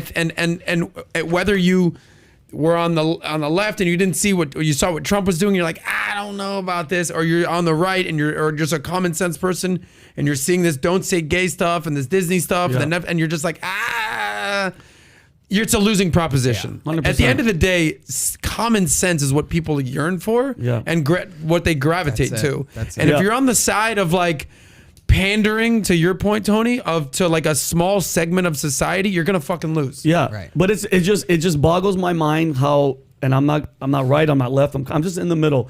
How this side, this presidency, this administration, they had talked all that trash. Trump's gone, right? They had all this time to at least pick somebody. They went with Joe Biden. Whatever, he's a familiar face. 81 million votes. I still can't believe it. You had all this time to make a stand and change and really make a difference. What have they done? And I hate when people just say infrastructure. I don't care about infrastructure. Everything is going wrong. Nothing is going right. You had all this time. You talked all this shit about Trump. What are you guys doing? And nothing. And they're just with shit like this. Like the White House, Jen Psaki is furious and crying because it's not cool not to teach these kids about sex and gender. But they're gonna pay the price for this. I mean, you're seeing. I mean, you're gonna obviously, see it. Let me tell you what's going to happen. Let me tell you. Okay, this is so ridiculous how idiotic they are when it comes down to strategy. There's two different ways. What's the saying? Would you rather win the battle or the war? The war. Okay, these guys are all winning battles. Let me explain. The more they do this, okay, the more they play this game and pushing whatever down kids' throat. Every pastor and church right now is going to be using that message and grow attendance. You're right. Because here's how pastors going to use it. They're going to say, how many of you are sending your kids to public school? If you're sending your kids to public school and you're worried about the values and the principles, there's never been a more important time to plug your kids into a church because the school's not going to do it. So their stupid ideas and philosophies is going to help the organization they least want to help. Exactly. And number two, all this bullshit they're feeding a parent who's sitting there who was okay doing what they were doing. Now they're saying, no, my kids are going to go to a Christian private school or private school that's Catholic or private school that's whatever, that's teaching strong values and principles. I'll bust my ass to make that additional $1,000 to send them to private school. Private schools are going to go up. Public school are going to get their asses handed to them. Homeschooling is going to go up. They don't realize how strategy and war works. It doesn't work the way they're doing it. They're idiots. I'm telling you right now. They're idiots. I'm seeing it. Short term, they will win. Long. Look what DeSantis. How do you think Disney's board is sitting right now, saying, guys, for 55 years we've not paid any taxes. Yep. The hell did you guys just do? Yeah, we went woke. By the way, do you know how much money that is? That's insane. Do you know how much money that is? Oh my God. You're not talking about like a couple million. You're talking real money. Billions. That's called stupid. Is what it's called. Dumb. Stupid. Yeah, big You time. made certain things you said that is stupid, and you had freedom, and now you don't. Yep. Now you're paying a price for it. But By the I mean, way, what did they say the other day? Like they're going to stop calling kids boys and girls. Well, dude, That they're going to only call kids dreamers and fairy bells or whatever the hell that is. my and is this Boys the right, and girls. Is this the right? And I think, Tony, I want to know your guys' honest opinion. I think personally that whole she, he, the, them, that started because the generation, I think 1 or 2 after me, hitting your kids became taboo. Because you know this, if I went to my father and he's like, Vinny, come here. And I was like, excuse me, Dad, as a Middle Eastern father. And I went, it's he, them, they, or whatever. He would have been like, they are moving the fuck out of this house today. Like, I'm not saying beating your kids, but that generation where you can't even talk or be like, listen, relax, chill. Like, because now it's just free falling. I saw somebody the other day was like, it was on a certain days, it was the, them, she. And I'm like, if you think I'm gonna fucking take the time to be like, what's today and what are you? I can't, bro. That's why I'm moving out of California. See, I have two emotions right now: a ton of excitement and confidence, and a ton of fear, which combine it together produces urgency. Yeah, is what it produces. Beautiful, and I'm good with that. Yeah, I want whatever that produces. Elon Musk, Twitter investment could be bad news for free speech. You guys saw this on WAPO, right? Hang on. Yeah. Just real quick, for your daily dose of irony, right? What does that first line say? Elon Musk just bought a $3 billion stake in Twitter because when you're the world's richest human, you can toss billions around like Right. Yeah. Who the fuck owns the Washington Post? Yeah, Jeff Bezos, Jeff right? Bezos, the second richest person in the world. Yeah. You can never undercover this. Tyler, you've been waiting for this I love moment, it. Tyler, man. It's freaking By the way, check this out. infuriating. Let me take. crazy. How many guys know how the poison pill works? You know the poison pill that everybody's saying, well, they're going to use the poison pill. You've heard of poison pill, but do you know what that actually means? No, I'd love for you to explain that. So Tom and I were talking about this, and Tom made a very good point about the poison pill. Here's how poison pill works. So they're sitting there. They're saying it's a defensive strategy by a target from to prevent or discourage a potential hostile takeover by acquiring a company. Okay, so they want to prevent Musk from taking over Twitter. Now, Twitter stock is $42 when Musk says I'll buy it for $52. Yeah. It's like a number like that you're saying, right? So if you had $1 million of Twitter stock, Okay. somebody offered to buy it for 20% higher today, and it's not worth it. Yeah. And that didn't happen. How much did it cost you? $200,000. Yep. Right? So the board's using a poison pill to not allow Musk to buy it. Well, let's see what happens. Say they succeed. Okay. And they don't let Musk buy it. Yeah. Musk is going to sell his 9.2% that he originally bought Yeah. from Twitter. Yeah. Or Twitter stock from $42, what is it going to drop to? To $30, to $25. Now watch this. If Twitter stock drops from $42, he offered $52. Yeah. If it drops from $42 to $25, do you know what happens to the board? The board gets a massive lawsuits from shareholders. Do you know why? Because every board's responsibility is who? Shareholders. Yeah. You're responsible for shareholders.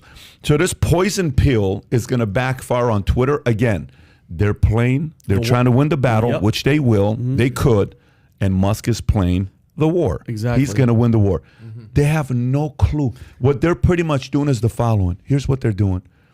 They're going to get their asses handed to them. Then they're going to get fired. Then they're going to save Elon Musk $20 billion because Elon's going to buy it for $20 billion less than he is today. You may as well take that money today and let this guy do his thing. Yeah. So this poison pill strategy is going to be one of the most publicly embarrassing situations for them. Yeah. So this is why you trust capitalism, and you know that eventually when you bully people, there's going to be people showing up that bully the bully. And Patrick, and all this for him to make the platform someplace where everybody can have their opinion, because you guys all know this. One side is winning I don't care what anybody says. They're winning that canceling, and your voice cannot be. Bro, look how many things were taken down just because fact checkers, and some of the fact checkers, like the guy from Reuters, the owner of Reuters sits on the board of Pfizer. So you know what I mean? Isn't that like a conflict of interest when you're on the board of fact checking shit that people were like trying to ask questions about Pfizer? That's, you know what I mean? It's way too much, man. It's just way. By the way, did you see what Dorsey said about Brian Stelter? Can you pull up that tweet? Reliable sources? No, I don't know if you guys saw what Dorsey said about Brian Stelter. So can you make that bigger so I can read that? So Brian Stelter says Tucker Carlson always selling the same thing. He is selling doubt. And then Jack responds a minute later, and you all are selling hope? Oh, God, that's hilarious. That's from Jack. Wow. Then everybody says, shit, Jack is defending Tucker? And he continues, not defending a thing. I'm holding up a mirror. Beautiful. Is what he says, right? So think about for Jack to say that to Brian Stelter. Yeah. I mean, Jack is supposed to be part of that camp. Yep. So then we all know what happened with CNN Plus. Let me read some of these statistics to you folks. Here's what happened with CNN Plus. CNN Plus will shut down April 30th, just 1 month after launch, okay? This is a $300 million investment that was lost. Warner Brothers Discovery has decided to shut down CNN Plus just weeks after its launch. This is not a decision about quality. We appreciate all the work, ambition, and creativity that went into building CNN Plus, an organization with terrific talent and compelling programming. Right. Chris Licht, chairman and CEO of CNN Worldwide, said, but our customers and CNN will be best served with a simpler streaming choice. Warner Media launched a standalone new service less than a month ago on March 29. It garnered less than 10,000 active viewers in 2 weeks after its launch. The company said customers will receive prorated refunds on subscription. Thank God, but $300 million was lost with the launch. And they brought Chris Wallace from Fox. Imagine he doesn't have a job right how now. pissed off he has to be. He was at Fox for 20 Yeah, years, he's a and he moron. left for CNN Plus. Yeah. Bro. And did you see any of the content? They had like Don brother. Lemon cooking with his mom on FaceTime, and there was no Wi-Fi, so you couldn't even see her. Who's the white hair guy? Anderson Cooper. Anderson Cooper was in his kitchen, and he's like, "I'm gonna do this segment, but my kids sleep." Like, it was just horrible. Kim Kardashian marriage to former basketball player Chris Humphrey, 72 days, lasted 2.5 days. You messing with me, buddy? This is 32. what you're doing? You know what? That's hilarious. That's hilarious. Did they show it? Like, John, do you have that up or no?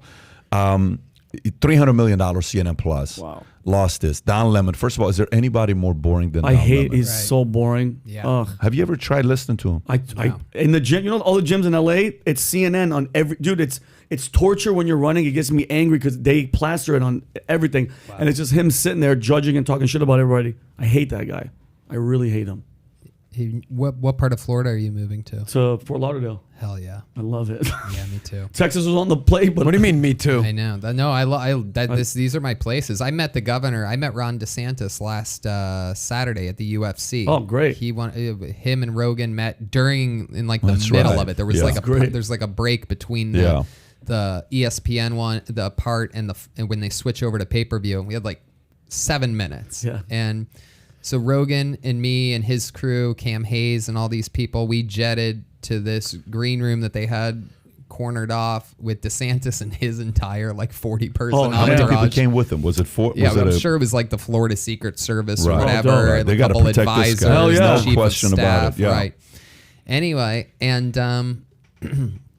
coolest guy. And literally pitched. He's like, "You guys need to move to Florida. Seriously? Whenever you guys are done with your Texas, when stuff hits the it's the fan just come right, down there. yeah, That's great. we'll be waiting for you." Did he said. really try to recruit you guys? Yeah. See, yeah, I love that. quickly. Love that. I love Absolutely. that. So did we. By the I way, love what's that. more welcoming than Bro. come stay at my house? Who's your governor? Abbott? Yeah. Dude, how boss is that guy? He took all the buses of all the illegals Yeah, that came there. literally. He bussed them to DC, bro. Yeah, they How started ama- arriving today, and there's people with umbrellas trying to block Patrick, the camera. did you see it? Tony? They were taking selfies of like the cap. It was fucking brilliant. What bro. was DeSantis' sales pitch? You said you had 7 minutes with him, but no, what was that was it? That was it was just that when the you whole moving to pitch. Florida? Yeah, we want you here.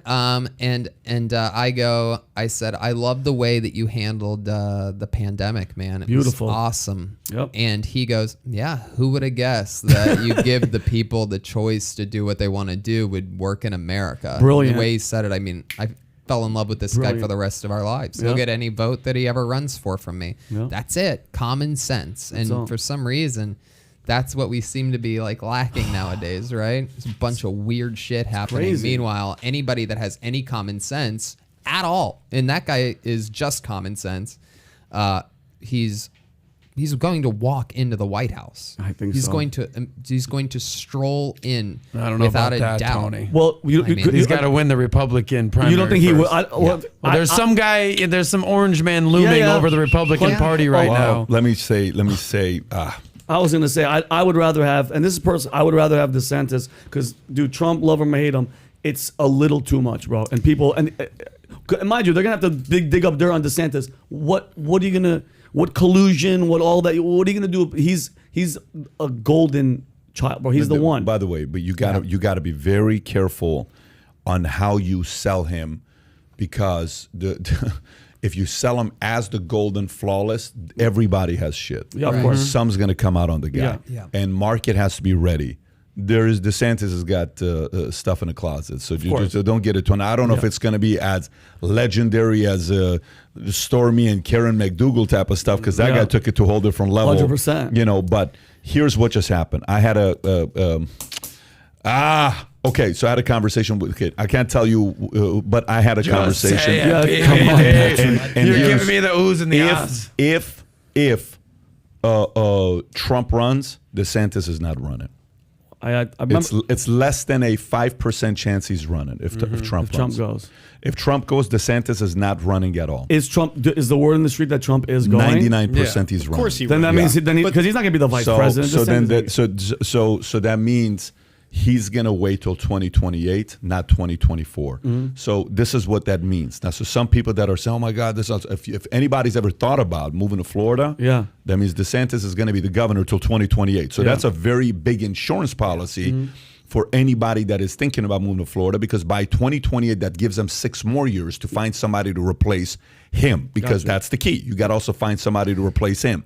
But if Trump runs, which there's a 99% chance he's running, he's not going to be running against Trump. There's a problem with him waiting that long. Right now, he's hot. Who's hot? We've talked about it. Exactly. Of course, we agree. But I'm just telling you, he does not want to go face off because he knows Trump's going to talk shit, and he's going to talk shit. Can I ask you guys a question? DeSantis not going to just sit there and take Patrick, it. to all you guys, do you think if Trump won and Trump was still in, this woke, I mean, because the woke movement's been going, but all the stuff that they've been trying to pull and all that stuff, would it be happening, or it would not, or it would? I mean, he would be bodying these people on Twitter and out in public speeches. I think people forget exactly how funny. Hilarious. He was the funniest one. And it's like he's another guy that, love him or hate him, I mean, was calling out this stuff before everybody. I mean, he's literally not on Twitter anymore. Yeah, is that crazy? But crazy. There's people that are like on ISIS and shit that still can tweet. It's fucking Vladimir crazy. Putin's on Twitter, 100%, and Donald Trump isn't. 100%. And so there's a reason for that, you know. Obviously. It's someone that doesn't want him talking about all of this stuff that is their agenda. Period. I mean, that's everything. That's why this Elon Musk thing is an actual thing, buying Twitter. Because of that. It's the blatant thing that he's going to do. It's obvious. It's all about free speech. So how could he keep a former president banned? It's impossible. What's the chances that if Musk succeeds and this poison pill doesn't work, that Trump gets back on? Oh, I think 100%. Okay. Yeah, I think that's the statement. He's going to show exactly how free speech is. Do you realize? Here's the following thing: if he buys Twitter at $52 and he lets Trump on, Twitter stock will go to $200. 100%. By the way, it's just a prediction, not insider information. I'm just telling you. Brilliant. It's going to work. He buys $52 is underpriced with Musk owning it. I think Twitter stock has the ability from 52 to even 10x within a 5-year period. So that's just a possibility of what could happen. I mean, I agree. Look at how much they were quoting Twitter. Twitter was the news for those 4 years. Here's what Trump said today. It was them reporting about Twitter. Trump will be back on tweeting 40 times a day. Oh my God. The greatest troll of all time will be back on again. He's the GOAT. By the way, podcast. How hard is it to succeed in the podcast game? Is podcast game a hard game? Would you say a podcast game is a hard game? If you love the podcast that you're doing, then it's not. Okay. If you corner yourself into corner yourself into something that my friends always are like, hey, I'm Tony. I'm thinking about starting a podcast. I think I'm going to do, cooking with comedians or whatever. That's not even an example, but I'm just saying, like, if you corner yourself into any type of pocket, I think it becomes miserable. I'm friends with Joe and I see what he's doing, and not only is he killing it, but he gets to interview whoever he wants and talk about whatever he wants for as long as he wants to talk about that. Full control. And people are into it, obviously. His listenership keeps going up. Every time they try to cancel him, he gets more listeners, more viewers. It's Well, let me ask you a question. And he keeps it open. He didn't paint himself into a corner. Any Rogan episode, he could be talking to a fighter. He could be talking to a comedian. He could be talking to a politician. Doesn't give a shit. Right. But imagine if, let's just say a person. Let's make this person up. Let's say there's a person out there who is very well spoken. He's got 132 million followers on Twitter. Okay. Let's say he even becomes a 2-term president. And then let's say he starts a podcast with another guy whose name is Bruce, who's a very famous singer. Okay. And they sign a $25 million podcast with Spotify. Okay. A year later, Spotify drops him. Can you see that happening with somebody that big? I mean, that's pretty crazy for that to happen, but that's what just happened to Barack Obama. Why Spotify dropped its deal with Barack and Michelle Obama. Tyler, can you go up so I can read this entire article? Because this is almost unbelievable. Make it a little bit bigger so we can read this. The Obamas are searching for a new home for their podcast after Spotify reportedly declined to offer the former first couple a new contract because they didn't make enough personal appearances on the streaming services. Barack and Michelle Obama are reportedly in talks with several companies, including Amazon, Audible, and iHeartMedia, on a deal that will likely be worth tens of millions of dollars, according to Bloomberg News.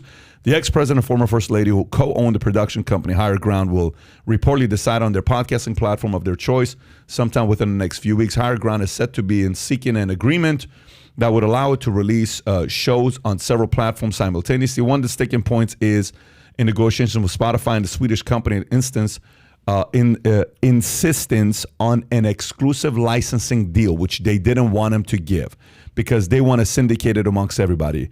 Even if the Obamas produce podcasts for another company, those shows will, in all likelihood, make their way to Spotify anyways. Streaming services want the Obamas to make more frequent appearances themselves in order to generate more buzz for the company, but the former first lady is reportedly willing to commit to no more than 8 episode programs. Higher Ground was paid $25 million after signing with Spotify in 2019. So only 8 episodes is what they want. Spotify's moving on. Power move. Is this a smart move on Spotify to drop them a president who has got a very strong audience? His wife wrote a book that sold 30-something million copies. You know, whatever the number was, that she made $36 million.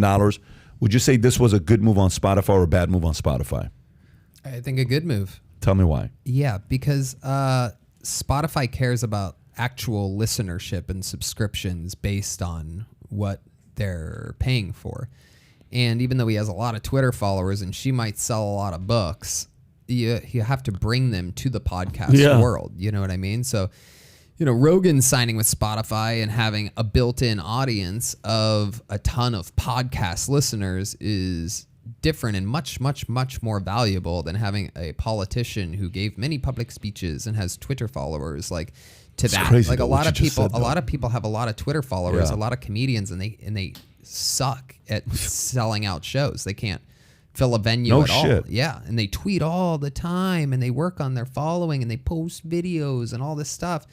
But if you suck live, you suck live. And they're not going to get any better at podcasting doing 8 episodes every year. We know this, right?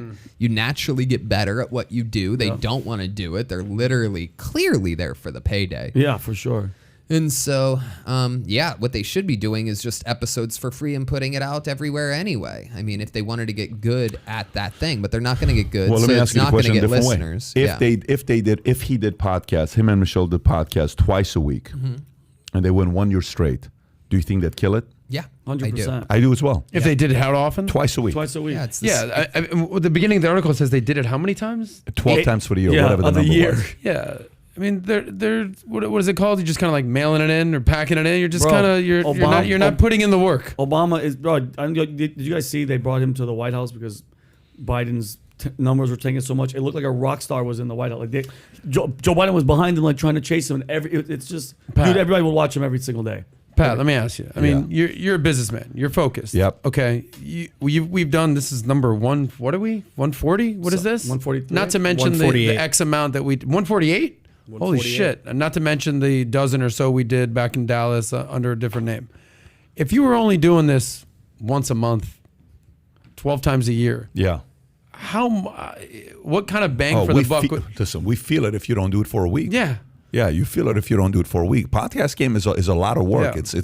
But you have to do it steadily. But I wonder with Spotify to give up.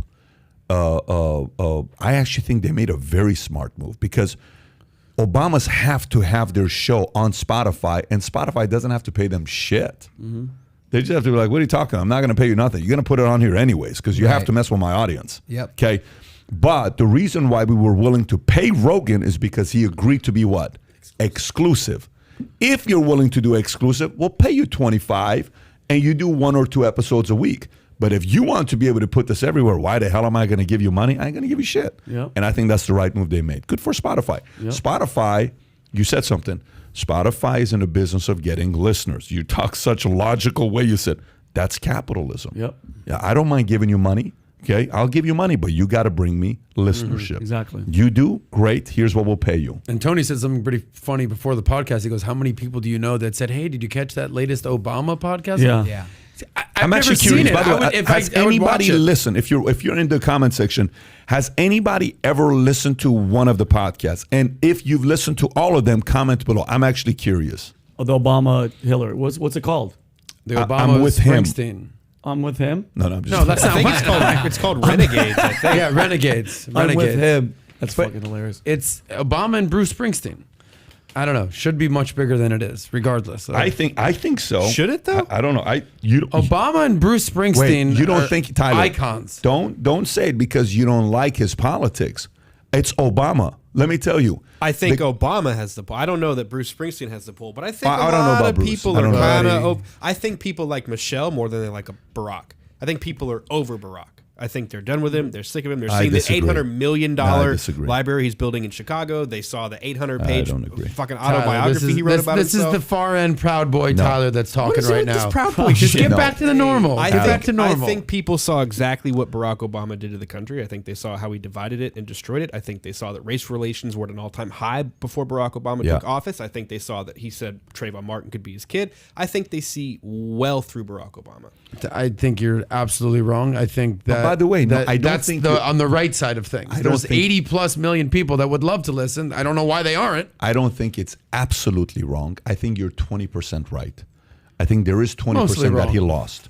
But I do think there's a big, like if I'm let's just say Valuetainment and Obama is agreeing to do a podcast with us exclusive and he's willing to sign a 4-year, $25 million a year contract with me and he's going to do 2 episodes a week. In a heartbeat, I'll sign a $25 million contract with Obama for 4 years with 2 episodes a week with him and his wife live. Yeah, live. Right here, $25 million. What do you want to do? Yeah. I'll give you $25 million up front and another $75 million over the next 3 years. You want to come out? Let's do it. He's going to get the eyeballs, period. Yeah. It's Obama. Yeah. He's young, he's sexy, he's attractive, he's got an audience.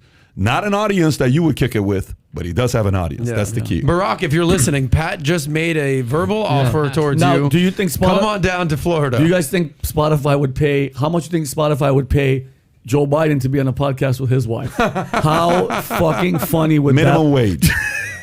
Minimum wage. He would just be trying to shake people's hands that aren't even there. It's like, Joe, dude, that'd be so funny. No, that's not him though. He at this point of the game, everybody knows he became president for different reasons. Yeah, it's a whole different situation. That's about to get very He became ugly. president for one reason. It's just that he wasn't Trump. That's basically. That's it. Okay, no, you're not. Yes, but at the same time, listen. Strategically, America made a stupid mistake because during 9/11, everybody got behind America, and the enemy was outside of America. During COVID, instead of making China the enemy, which would have brought the entire country together, America made Trump the enemy, and Trump wasn't the enemy. They're idiots. Just so you know that. They're idiots, what they did. Whether you agree or disagree, that was a stupid move because, yes, you got him to get out of office, but you also divided America. So you may have done something like, we figured out a way to get rid of that guy. We impeached him 17 times. Who gives a shit? People now, they're thinking other people are enemies just because they have differences together. It's a very stupid move made by America. I don't think that was a right move. And you still can't say, like, we're not holding China accountable because let's all be honest with each other. It definitely came from there. It's still, people are still like, it's kind of racist if you're saying that it's from them. Like, no, it's not. Like people are right now saying I would listen to anybody. Okay, so like touch the ERP. I want to respond to you. I listen to anyone on PBD but Obama, right? Okay. I would love to have Obama on here to ask him some real questions. Not because, oh my God, we have Obama on. No, I want to ask Obama some real questions to see what he contributed to and what, because remember when he said something a few years ago, he says, listen, if you can't pull your pants up and you're going and doing this and you don't have the money to do so, you know you're broke. Like I don't know if you remember this when he said this like 3-4 years ago. That's a statement to community, So I think there's a part of him. Look, when you start making money and you start really making some real money, your decisions change. You start realizing taxes, just for the hell of it, I'm not for it. I remember when Dave Chappelle got his first big payday and Obama was raising taxes on the first term. Chappelle's like, dude, this is the first time I made $6 million. Can you just wait one more year before you raise the taxes, right? But even Chappelle was like, dude, I don't want to pay that additional $600,000. So working hard, making money gets you to realize on certain things with taxes. By the way, a couple people commented. I do want to say something on what one guy said to you about you, Tony. Sonny Ballin gave $20 and he says, I didn't know who Tony was until the leaked video.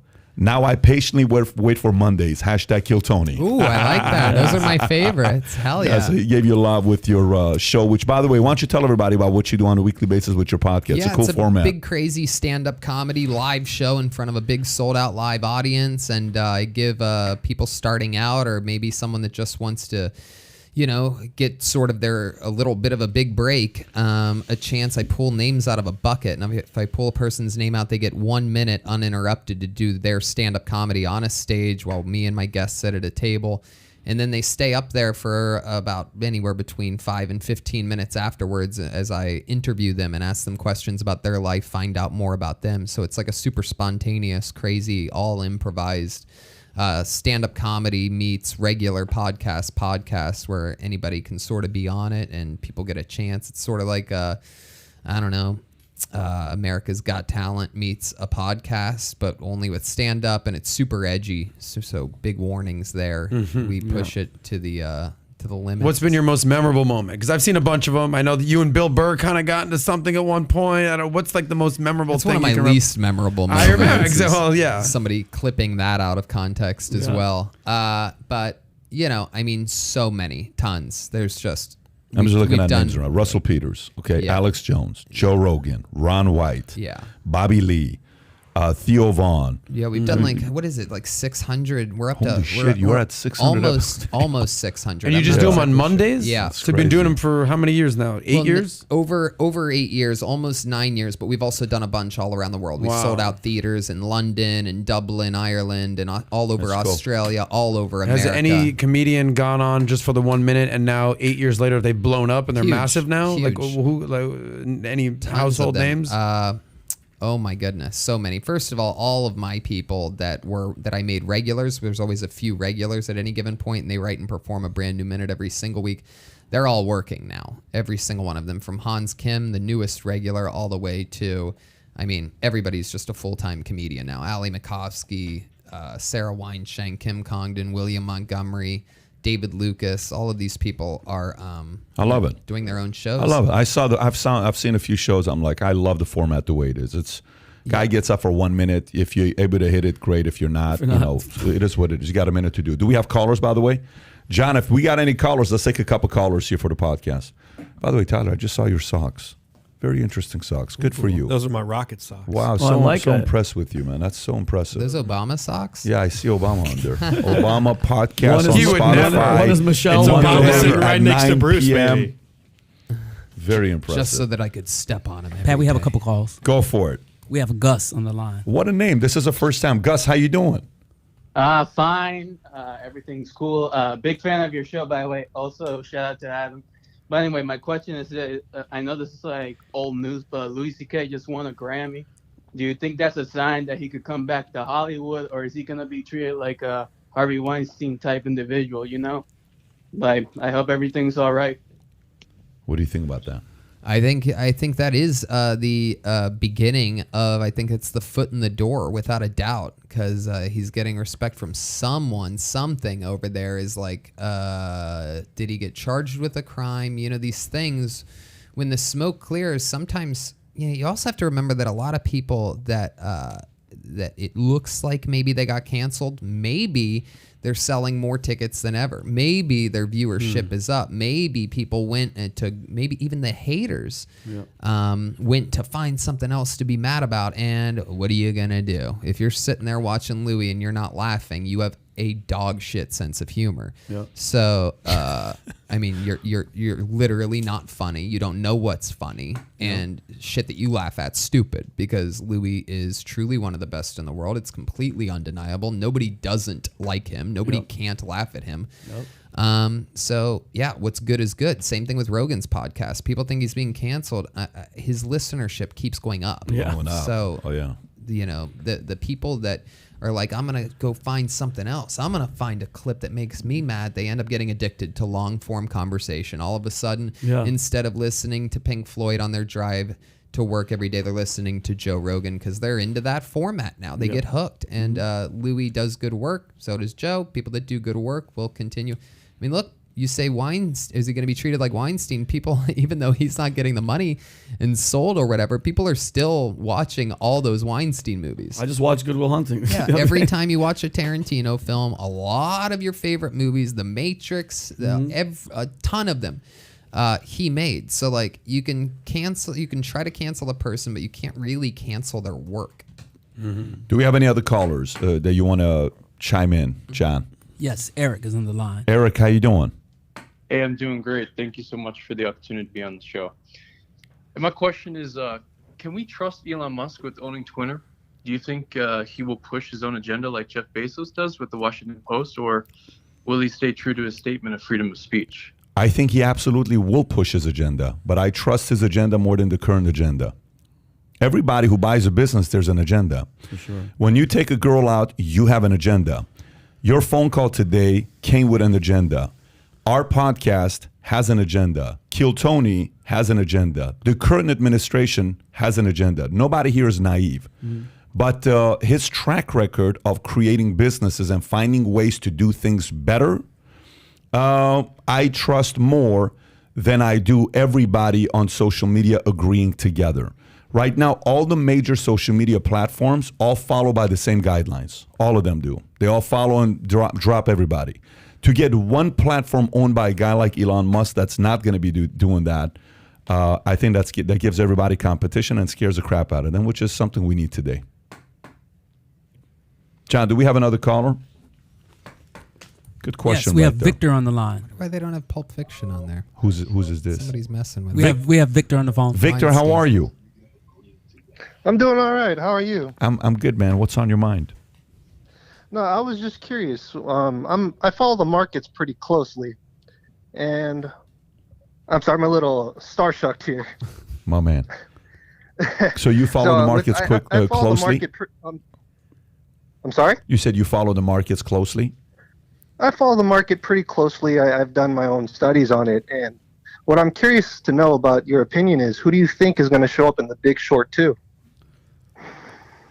Who do I think is going to show up in a Big Short 2? Meaning like who's going to be the modern day Michael Burry, or who's going to be the AIGs of the world, or the WAMU in the world that went from being worth 330 to 1.9 billion bought by Chase? Like which one are you talking about?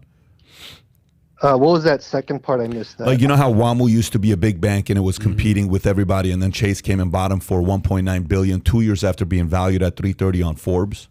Or Lehman Brothers or Bear Stearns. Yeah. Like who's going to crumble next? Is that what you're asking? Yeah, pretty much. Like, there's people that bet against the economy. There's people that bet with the economy, but who is going to come out on top? Who's going to come out on top? Those who have a real business that's making real money. So, all these SPACs that went out of business, and the SPAC model, like 80% of the SPACs are not even worth looking at because there's not real a proven business within the SPAC. Mm-hmm. Are you following that, Victor, or did you just drop him? He's still on. Okay. So, are you familiar with SPACs, Victor, or no? Victor, are you familiar with SPACs? Yes, I'm sorry. I'm having a hard time hearing. Okay, so if you know what happened with SPACs, you would know what's going on with the fact that those that don't have a real business model are going to get their asses handed to them. I think private equity is going to take a hit. I don't think we have too many no income, no asset stuff right now. People that are buying homes, you kind of got to have 10 or 20% in there. They're not doing the kind of 100% financing that was being done back in the days in the 2000s. I do think some of the banks are going to take big hits, but not the way they took it before. But these guys that are playing, all in money into the market without a real proven business model, they're going to take hits. A lot of NFT companies are going to take hits. There's going to be a few of them that are going to make it, that are going to do well, but most NFT companies are going to take a big hit. But anyways, I can go on into that a little bit more. John, do we have any other callers that have a question for Tony? Victor, thank you for the call. Do we have any other questions for Tony? No, we don't. That's a wrap for calls. Okay, sounds good. So what I want to do is the following. Now, this shirt here, Free Will, that I have on, okay? If you can see this, obviously it's not about free will. It's about freeing Will Smith. This started with the conversation that we had during dinner, which was a bet. I think there was $100 bet that was made, if you remember. You and Joe Rogan. We made a bet, and the bet was what? Within 12 months, there's going to be a divorce or there's not going to be a divorce. Right. Right? And you remember you this. said that there is going to be a divorce. I bet on the $100 being a divorce. And Rogan said no? I said no one's willing to take me on this bet. He says, I'll bet you. Let's bet $100, right? Yeah. And so you and Joe Rogan threw down a lofty $100 bet. well, I think he can afford it, and I can afford it as well. But here's the point. The point is, while we were having a conversation, for me, it was more from the standpoint of that video that came out with Jada, and Jada bullying Will, and Will saying social media is my bread and butter. I don't appreciate what you're doing right now. And she says, you can tell now why we have issues in our marriage. I think Jada's a bully. I think Jada Pinkett Smith is a bully, and she's bullying Will. And I think this guy has been sitting behind closed doors. Do I think he's done what he's done and had a lot of fun? 1,000,000%. Do I think he's done some stuff that's broken Jada's heart? 1,000,000%. Do I think there's a possibility that Jada has said and used the following words, that if you do anything, I'm going to tell your darkest secrets to the world? Of course. I'm leaning towards yes. Yeah, 100%. Do I think there would be a red table conversation throwing Will under the bus? Maybe. I don't know. I think there could happen. Do I think it would be playing the victim card? You don't know how difficult it was being married to Will. I think so. Do I think Will went on Charlemagne the God, what is that show? Breakfast Club. Yeah. And Charlemagne asked him a question saying, hey, how does it feel knowing Jada will never love you the way she loved Tupac? Yeah. And he asked the question of Will. Do I think that bothers him? Yes. Do I think the market seeing what happened with Augusta? Is it Augusta? What's the guy's name? Augusta. Yeah. So do I think that bothers him on how the market sees him? Yes. Do I think Jada maybe has something on him with challenges with maybe men, and he had certain things that he did with men over the years? I think there's something there. But I think the guy almost needs to be given permission to call it quits and move on, and he's afraid to do so. Yep. So that's why the hashtag free Will, to say, Will, buddy, if you're going through it, man, somebody needs to talk, because I can guarantee you, here's a challenge. Somebody asked, Joe and I were having a conversation about, have you ever talked to a friend about having to get a divorce? Remember how that conversation went? Because I've had those conversations with a handful of friends, but it's only been a handful of friends. And the conversation goes like this. And by the way, 60% of the time when you have that conversation, it backfires on you. Because here's how the conversation goes. I had a friend of mine. I pulled him aside. And I'm like, dude, how do I explain this to you? You are an alpha. I've known you for many years. You've always been an alpha. But you've turned into a beta. And I look at your face. You hate it, because you've compromised your own values and principles. And it feels like every time I talk to you, you're walking on eggshells. It feels like you have handcuffs and shackles right now, and you don't know what to do next. And I just want to tell you from the outside, I'm not the only person that notices this, okay? You need to make a decision. I've had this types of conversation with men and women. Before I get to this point, I want to push therapy. I want to push as much, go places, go do stuff together. But every once in a while, I'll get to this point, right? Out of the 5 conversations, 3 of them, guess what happened to it? He told the individual goes back and tells who? Great, the wife. And after they tell the wife, what does the wife do? You can never talk to Patrick again. You can never talk to Patrick again, so the phone gets blocked. You're done. Yeah, right. It's over, okay? But the other 2 went and processed it, and one of them took the lead in the family, read a book called No More Mr. Nice Guy, and the wife actually responded to him and said, you know what, I've been waiting for this. And they've been happily married till today. The other one went and had the conversation. She was not having it. He left her. Wow. Okay. I wonder how many people who are friends with Will have the audacity to give that advice, because they know it's going to go back to who? Right. Her. To Jada. Sure. And if it goes to Jada, what do you think Jada's going to do to that person? Okay. Of course. So think, one time a guy and I were having a conversation. I said, listen, a friend of mine, I said, look, why is it that everything I talk to you about, you go tell your wife? It's just my wife. I said, do you think that's how it works? Yeah. I said, so let me get this straight. What book tells you that everything you tell me you have to go tell your wife? I said, do you think everything you tell me I go tell my wife? He said, well, it's your wife. Aren't you supposed to do that? I said, no, that's not how life works. Why? What's your biggest concern? Here's my biggest concern. If me and Tony are homies and we're buddies, we're best friends, he's married, I'm married. He confides in me in something. I go tell my wife. 3 years later, my wife and I get a divorce. Hypothetically, what's her loyalty to Tony? This Zero. much. Yeah. Did you understand what just happened? Yeah. Is this much loyalty that she has to Tony? She doesn't sit there and worry about what Tony's career is going to be, right? Exactly. It's my loyalty to him that I just lost Tony. So now Tony doesn't feel comfortable talking to me. Yeah. I'm convinced there's a web that Will is in, man. I think she has videos of him getting pounded by dudes. No. There has to be something. Don't. Dude. And the So name he's of the staying in it for the blackmail? And the name of the video, Men in Black. Oh, man. Well played. Well played. Stupid. Stupid, joke. but funny. I actually have one real idea that I think needs to happen. Because what I'm getting very sick of is these A-list Hollywood alpha men getting emasculated by women.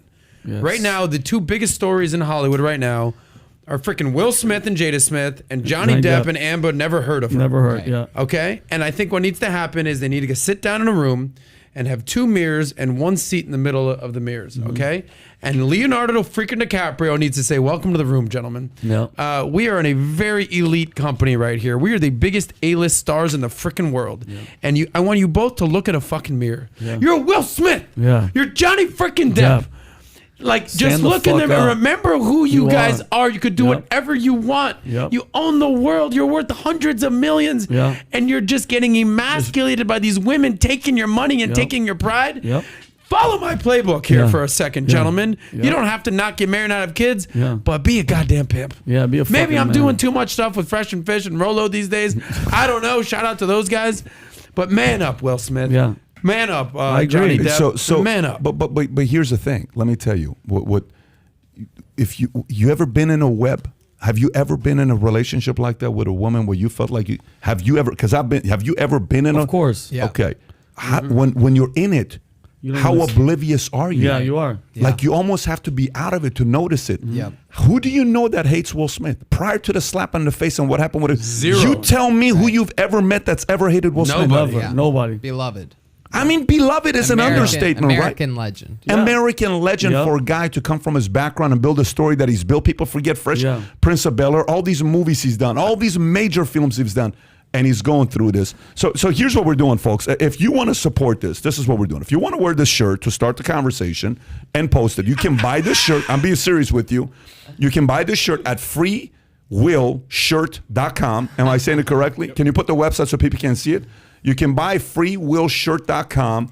We're selling it for $29.99. 100% of the profits is going to National Institute of Mental Health. I love it. 100%. Wow. Beautiful. Of the profits. You can buy this and Free Will, pick your size, $30. Go all the way to the bottom. Go all the way to the bottom. Go all the way to the bottom. Go all the way to the bottom. Press no thanks. Click on that link, National Institute of Mental Health. Whatever we sell, we're sending all the money there because I do believe Will is having certain mental challenges right now. And I'm telling you, I'm convinced his therapist, his friends, everybody's afraid of Jada. And somebody needs to have this video be shared with them for him to say, you know what? You know, I don't like why people are talking like this. Or he's going to say, maybe this makes sense. Okay. And by the way, I'd love to see it work out. I just think it's way past the level of it working out. It's time for him to move on. Joe doesn't think it's going to work out. Joe thinks he's going to live unhappily with Jada for at least longer than a year. He cannot do that, though. He's such a special guy. I know, but it's already been a long time. Yeah. You know what I mean? Guys like that, sometimes they get in too deep. When was the bet made? You said it best. He's surrounded by yes men. What was the date of that?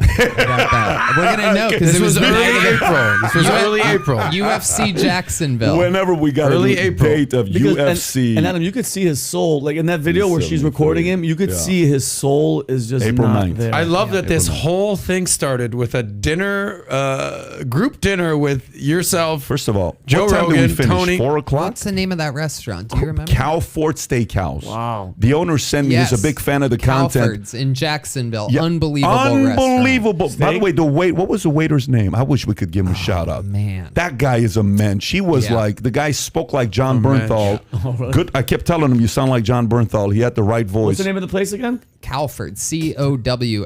Can you put, I'd like to give these guys a shout I'm out. starving right now and I want to eat No. steak. By the way, Starving. this was in Jacksonville. I would not have expected this quality restaurant. Really? Bone marrow, okay, foie gras, oyster, it was the most high quality we had. Anyways, it was insane. amazing. Yeah. Highly recommended, and the owner's even a classier guy on what they're doing. Fantastic place. I'd love to go there tonight to eat there, but it's a long drive. Yep. Anyways, gang, listen.